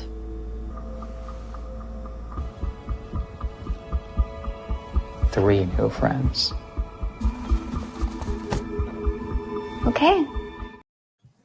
Like, she's a really good actress, whoever this. I forgot to look up the actress. Yeah. We'll figure out next first week. Thing. It's got to be her first thing. She was born 15 minutes ago. Yeah, she just started walking. She started walking 10 minutes ago. She's a fast learner. She's so talented. Well, never mind. I'm not gonna say it's because she's Asian. See, that's what people would have said back in the day, because Asians are allegedly smarter than other people. But see, that's not a stereotype I like to put on people. That's not what we do here. But yeah, she's really good and like acting against Adam Scott, who's also obviously amazing. Like that was a chilling. Is that what you? I'm just asking, is that the way you oppose it against? Yeah, Okay. just like because they're going like back and forth. They're opposing each other in this scene, like emotionally. Yeah, they are. Yeah, okay. And so let's talk about his emotions right here, because Mark, Adam Scott's character, is very much so emotional because last thing he just saw was a picture of his wife that he knows only as Miss Casey as his innie, but his outie knows that his wife was killed in a car crash. We end season 1, episode 10, finding out that, well, our innie finding out that not only was he married, but his wife was allegedly killed. But she's somehow been sent to the naughty room in the basement of where I work. The place I only work because my wife is dead. What the fuck is going on? So, man, how did you feel about that? The way that he was performing that out, like that anxiousness without having that secret that he's trying to hold in the whole time. The reveal of, hey man, my wife is not dead and she's in a basement. How did you feel about how they played that out? Yeah, with like Mark this episode. Yeah, to your point, like the shit that's going on between Mark and his wife is probably some of the most fucked up shit that's happening in all of Lumen right now. Like beyond just like trying to take over the entire world, but like allegedly, oh, man, God. But yeah, like everything, they don't already own the world. But yeah, like with their, what was I saying? What were we just saying? Well, we were talking. I'm asking you, how did you feel about how he played out? How Adam Scott played out Mark's situation, where he is emotional about finding out about his wife, right, but at the same time having to keep it kind of reserved because he's around all these people who he knows he wants to fuck up, but he can't. He has to do. He knows he got to play this out so that he can find more information. So, I mean, how did you feel about how Mark's character in general is playing out from the beginning to the end of this episode? Yeah, it's like, yeah, he Adam Scott is always great, and he like portrayed this really, really well. Like, and it's kind of, I don't know, it's crazy how all this shit is going down with the story like unveiling the way it is. What's James saying in the count? No, he was just continuing your thoughts. He said, "Goddamn, my broadband sucks." Okay, that's not as important. But yeah, like I think that he's like doing like a good job just like trying to figure out what's going on. Like, it's kind of interesting him trying to like just take charge and be like an antagonist to Milchick and all this. It seems like he's very important to the board for some reason. So because like when he does make that mad dash to the speaker and like actually talks to them, does implicit some sort of like, I don't know, facade of change later on when we get the new and improved break room. But right. I like what they're doing with his character, and I like that we're only seeing the innie in this episode because we don't really know how much the outie Mark knows about like the Isn't that kind of that's how it started the first episode? I mean, the first season, first season, we just see the innie, right? Well, I remember I feel like that we did see him crying in his car. We did, like, and maybe that's the only thing we saw. Only reason I feel that way is because I thought that the first episode just starts with Hallie on the fucking table. Like, that's Hallie on the table. That's how it starts. It's her on the table. That's the first thing. But I feel like the last thing that we see is that, like, at the end of the first episode is like he almost hits her with his car. I think that's the end of the second episode. Okay, maybe. I don't know. I binged it, so I can't remember. I mean, yeah, I binged it too. But I mean, I just rewatched it recently, like on a meticulous level, kind of. Right. And I'm pretty. I mean, I say it was meticulous. I'm not fucking sure of what I'm saying, but I am pretty goddamn sure that yes, that was episode 2 or the end of episode 1. So, but yeah, the crying I thought we saw in episode 2, but I don't know. Maybe it was in episode 1, but it was after the cold open type shit. But regardless, we don't really see even if we do see him, we don't see our Audi very much in episode 1. Right. Yeah, it's more about or at all. innies. But yeah, it's all about the innies in that episode. And here we are again. It's all about the innies. But we had to come back to the innies, right? They were just going through so much trauma when they were outside. And as a result, none of them really did what they were supposed to do except for Mark. Yeah. I Like mean, none of the innies did what they were supposed to do, which, by the way, guys, is meaning what they were supposed to do was switch on the overtime protocol, which allows the innie to be outside the building, and then they were supposed to let everybody know how fucked up it is inside Lumen. Well, and then go back to being an innie again. But what were you about to say? Well, actually, you know what? 2 out of 3 ain't bad, as Meatloaf said, because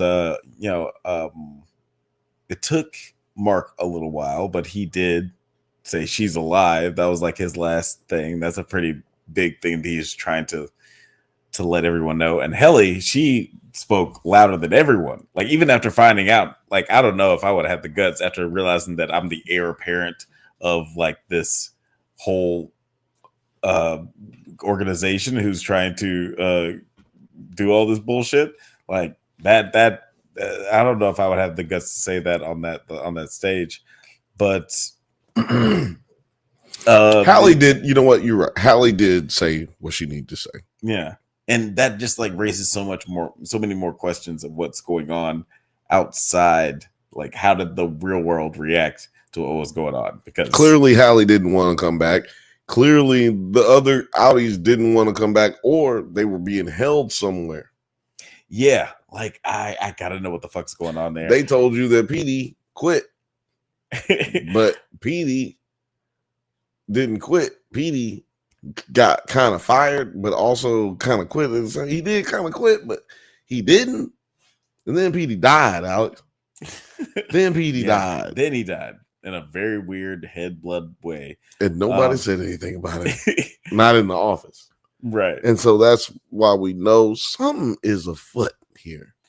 Yeah. And like it just like raises more questions, because like Lumen is in this position where they can tell you basically anything, because you don't know anything. You can't fact check anything. So you just have to take them at face value. But to your point, so do you believe that Hallie is Hallie any, or do you believe that the one that we're now seeing underground in any world, do you believe that that's her Audi? Yeah, I think that that is the Helly Audi, because they're just like little moments that have made me feel like that's that's not the Helly that we know. Because like at first, like it was just like little things, like when Mark says to her, "Oh, it's been 5 months." She doesn't react the same way that Dylan did or the way that Mark did. They were both like, "What?" And when he tells her, like, she's like, "Oh, like, where's everybody else?" Like I was like, well, maybe they're just doing that for time. That was just like the way I said it in my head when I was seeing it. Mm-hmm. And then later there was something else. I can't even remember what it was. There was a second thing, but the third thing was when Helly is talking to Mark, and she says, "I'm not like you." No, she says we're not like them. Well, he was talking about their outings. It's the same reaction that you're still valid in your point. Right. You're just saying it a little backwards. She said that we're not like them when he was saying, our Audis, we're the same, right? Like he's like, I should want to find my Audi's wife because we're the same. Right. And she was like, we are not the same Yeah. as them. Mm. Yeah. I think maybe she just said we are not the same. And maybe that's why you was crossing it up. That's what it was. It was the phrase "we are not the same" because like when she said that, I was like, it seems like she had like a weird disgust. Thought it was like, yo, bitch ass nigga, like fuck, nigga, you could never be me. You thought like, it was like that. Yeah, that kind of energy. Because she said it in like a weird, disgusted way, and then her reaction later, she was like trying to like clean it up. I was like, you're trying to. It felt like more like she was trying to code switch. It's like, oh, let me clean this up and make it more about what we're talking about rather than me just being like, I'm not the same as you, nigga. I shouldn't be down here. My daddy's told me I have to come down here to do this shit. I feel that. I understand where everybody's coming up with that, but this is why I don't believe that that's true. Well, first of all, like I said, I believe that she was saying that we're not the same as them because she just went and saw that she is a Kier. Yeah. She's one of Kier's children for real. Okay. Well, she knows that the person that she is up top is not a good person because she said that she would make her life miserable or whatever. Like, yeah, what you gonna do, bitch? You gonna chop me up, bitch? It's your body too. Like, what are you gonna do? I don't know what that means. So they just leave her in isolation the whole time she's down there, and then she just comes back up or something. Like, what the fuck? It'd be weird. I don't know what that is, but she's clearly a terrible person. And I don't, and Mark and everybody already saw that part of her. I don't think that they would be like, it's not even about her being a member, Kier family member. To me, I think it's more so like they know how fucked up my Audi is, and I don't want them to think that that's who I am. Right. And so you think that's why she lied about like what she saw?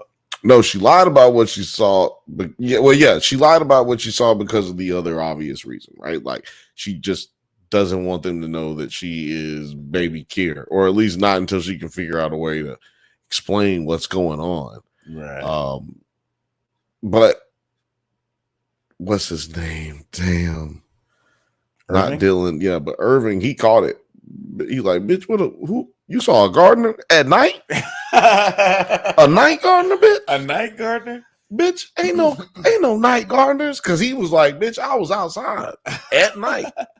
And but like that's another thing about like, you know, like yes, he clocked that, but also why would he know to clock that? He's been outside at night for a total of 30 seconds his entire life. No. But the thing is, you can't get rid of memories. Like you can't get rid of certain memories. They explain that in episode 1. It's like it only gets rid of certain memories. It doesn't get rid, like you just forget who you are. You don't forget like the sky is blue, or like you know that, but you never seen the sky. Right. You know about stars, but you never seen stars. You know about sex, but you ain't never had sex. Hell, basically. Complete and total hell. It like sounds you remember like what it was like to have fun, but you don't remember what it's like to have fun. But because what they tell you is fun, you be like, yeah, okay, that is fun. Like, and then you do it, and you're like, oh, I like this because you've never done anything in your little tiny brain, insignificant life. Yeah, like we do. Any is short for insignificant. Speaking of which, like we do get the reform of Lumen. They tell them they're going to try to start changing things and gives everybody the decision of whether they want to quit or not. It doesn't seem like anything is happening with the reform except that they have better snacks. But are you not? So we're just not going to talk about the stop motion animation. Employee video that they have that everybody has to watch now because of these crazy. Yeah, narrated by Keanu Reeves. Yeah, that was wild. But yeah, like the only thing that I got from that video was like we had people who were disgruntled, and we hear you and we see you, and now we gave you snacks. We're gonna do better. Like it doesn't seem like I feel like there was a little bit of admission of guilt that gives how certain companies sometimes you admit that you did something bad. That way nobody's looking at you for nothing no more. Right. And you're like, yeah, we did, we fucked up, but we have too much integrity to blah, blah, blah, blah, blah. Right. And then they keep doing the shit they was doing. But even worse. Right, exactly. And I think that's the situation that Lumen finds themselves in here. Yeah. We don't even know what happened to Miss Cobell. And clearly she's not going nowhere. What's up, Arquette girls? Shout out to all the Arquette ladies out there. Shout out to all the Arquettes. Yeah, it's just like, ladies. I like the little I did like the lie that they told about her. Like they were saying that that she just like wanted to have a throuple with Mark and his outie. And his outie. And I'm like, how would that even like mentally? That sounds this is just the throuple I'm a part of every Tuesday or something. Was she gonna take him into overtime protocols and she was just gonna switch him in there? Like before Mark could even question it, like Milchick was like, don't even worry about it. You know what? That don't matter. That's nasty. And we're not supposed to talk about that kind of stuff at work. I also liked how did you notice that Milchick seems like he fucking hates Miss Huang? Like he's always growing to hate her. He's growing to hate her. He's like, and like it's like always such little shade. Well, no, she's just not doing her job right, man. Because I was thinking the same thing. She said she went to go get Mark, and she says, Mark, Mr. Milchick would like to see you. And does she make him sit down and like just wait for Mr. Milchick? No. She opens up Mr. Milchick's door, knowing this nigga ain't in there, tells him that, yeah, we're just gonna be here. And then he comes in, like he's like, what the fuck? Milchick, I understand, Milchick, because you're supposed to be like, yo, this bitch, make him wait outside. I come up, I walk into my office, I close the door. Yeah. I call you, I say, hey, is he still out there? Then you say, no, but see, that means yes. And then that's when I tell you to order some snacks, and then I come outside. Bitch, don't just tell nobody to come up in my office and get this goddamn welcome Miss Cobell shit off my fucking. This is ridiculous. Now, did you notice anything about the computers and the work that they're doing this season? Like, so they're doing the same work that they were doing last season, but have you noticed anything different? Or never. More relieving? Revealing? Please don't be more relieving. No, I mean, like I've always been curious of what like putting away the bad feeling numbers actually means, is in the sense of the great work that goes to Lumen. But yeah, I'm just been waiting for them to reveal it. Do you have some thoughts, some theories? On what now?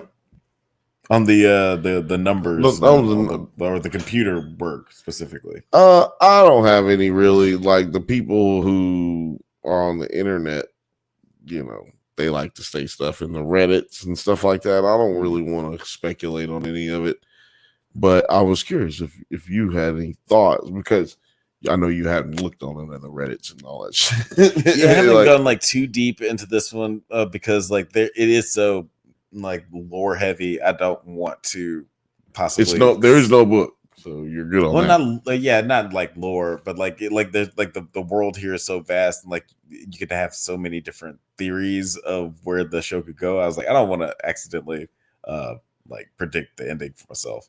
Just like listen to some guy because you could definitely do so. I have done it many times. But there was like a little moment, I guess, at the end of the episode where like Mark is working on his computer. This I guess to be like the last thing we talk about before we wrap it up. But this is just like a clip of him like like something that he sees right before like right as he's putting the bad feeling numbers in the box. Just touched. Mine are so hard. Mine are different sizes. So yeah, like that's so like obviously you can see his You want me to wife's- react to that? That's what you want me to do. Obviously, you can see his wife's face like blip up at like. At You the want last me to second there. react to that? Yeah, I mean, like that's a clip from the show. That's a clip from the show. Oh, That's a okay. clip from the show. Oh, Like you know, it happens as really long fast. as it's a clip from the show. Want me to sit up here and act like that shit did just that shit happened? It happens really fast. Like it flashes across the screen, but you do see his wife's face. I don't know if that has anything to do with like I don't know. If like, do you think that he's discovering something in that moment? No, I don't think he's discovering anything in that moment. I think that that was the, what do you call it? That was the director's like way of showing us like, hey, remember, like this is what. No, you know what? Here, before, I can't really focus on what I'm trying to say because I'm trying to bring it up here on the screen. And yeah, so here I'm thinking because of the way because of the way that it popped up on here, like if you look at the bottom, it's the same as what they're working on their computers. Right. Yeah, and like because it loops, yeah. And because it flashed on his computer screen, I think it's the opposite of what I think it's really what they're working on. Yeah, okay. So like wherever she is, they're like that the whatever work they're working on is like contributing to, I don't know, that project. Which I don't know, fuck, like again, whatever's going on with her and him is the most fucked up thing that is going on. Whatever that reveal is gonna be bananas because she's supposed to be dead. Everybody knows she's dead. I'm trying to see what this is. Pack rate, PCKT that we pack rate, pack time, and duration. So those are some numbers. So he's got to pack these numbers into these cases and shit. So it's just showing you his. This is showing you his progress. Yeah. And I think these are the tenants occur. But I'm still so curious of how just like, okay, you feel a certain way, so that's how you bundle these numbers. Absolutely, and that's another reason that you got to talk about this being a sci-fi, right? Like that's another thing that leads you to that mindset. It's like, oh, this has to be a sci-fi because there's nothing explaining this shit over here. Right. And without that being explained, we kind of just have to just wait until it makes sense. Yeah, like I'm very curious of how this is gonna play out this season because yeah, like the cat's out of the bag. Like they're gonna definitely be held under a tighter microscope from Milchick and the board. But also the board seems to really like this team for whatever reason. Maybe it's because they get shit done. We heard from the other team that they don't. They never met quota. So maybe this team is just like really temperamental wide receivers. Like, oh man, he's a handful as a personality, but he gets us that. Are you saying that this motherfucker Mark is basically the Antonio Brown of Lumen Industries or Lumen Technology? He's the Antonio. He's the Antonio Brown. He's throwing he gets results. He's throwing TVs out of windows and shit in hotel rooms and shit. Getting buck naked on people's football fields and shit. Like this motherfucker gonna go. He gets results. All right. How many yards did he have last season though? He's a busy guy.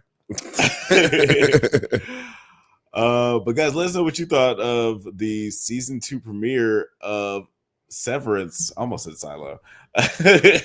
What you thought of season? Because like honestly, Silo, Skeleton Crew, and Severance. That's so many S's with so many themes that are similar. As you, what? I mean, we just talked about. I was Yeah, all these shows is like were somehow somewhat similar. I wanted to go to that one comment though, because man, I thought I started. It was one. It was one that. Oh, here it is. Silo, she's growing psilocybin. In Silo 17, she sees psychedelic colors. That is Othelia's right there. Look, I'm trying to tell you, I had to start that one. I was like, we ain't gonna get this. Say this one right now, but this is crazy. Silo, she's so what?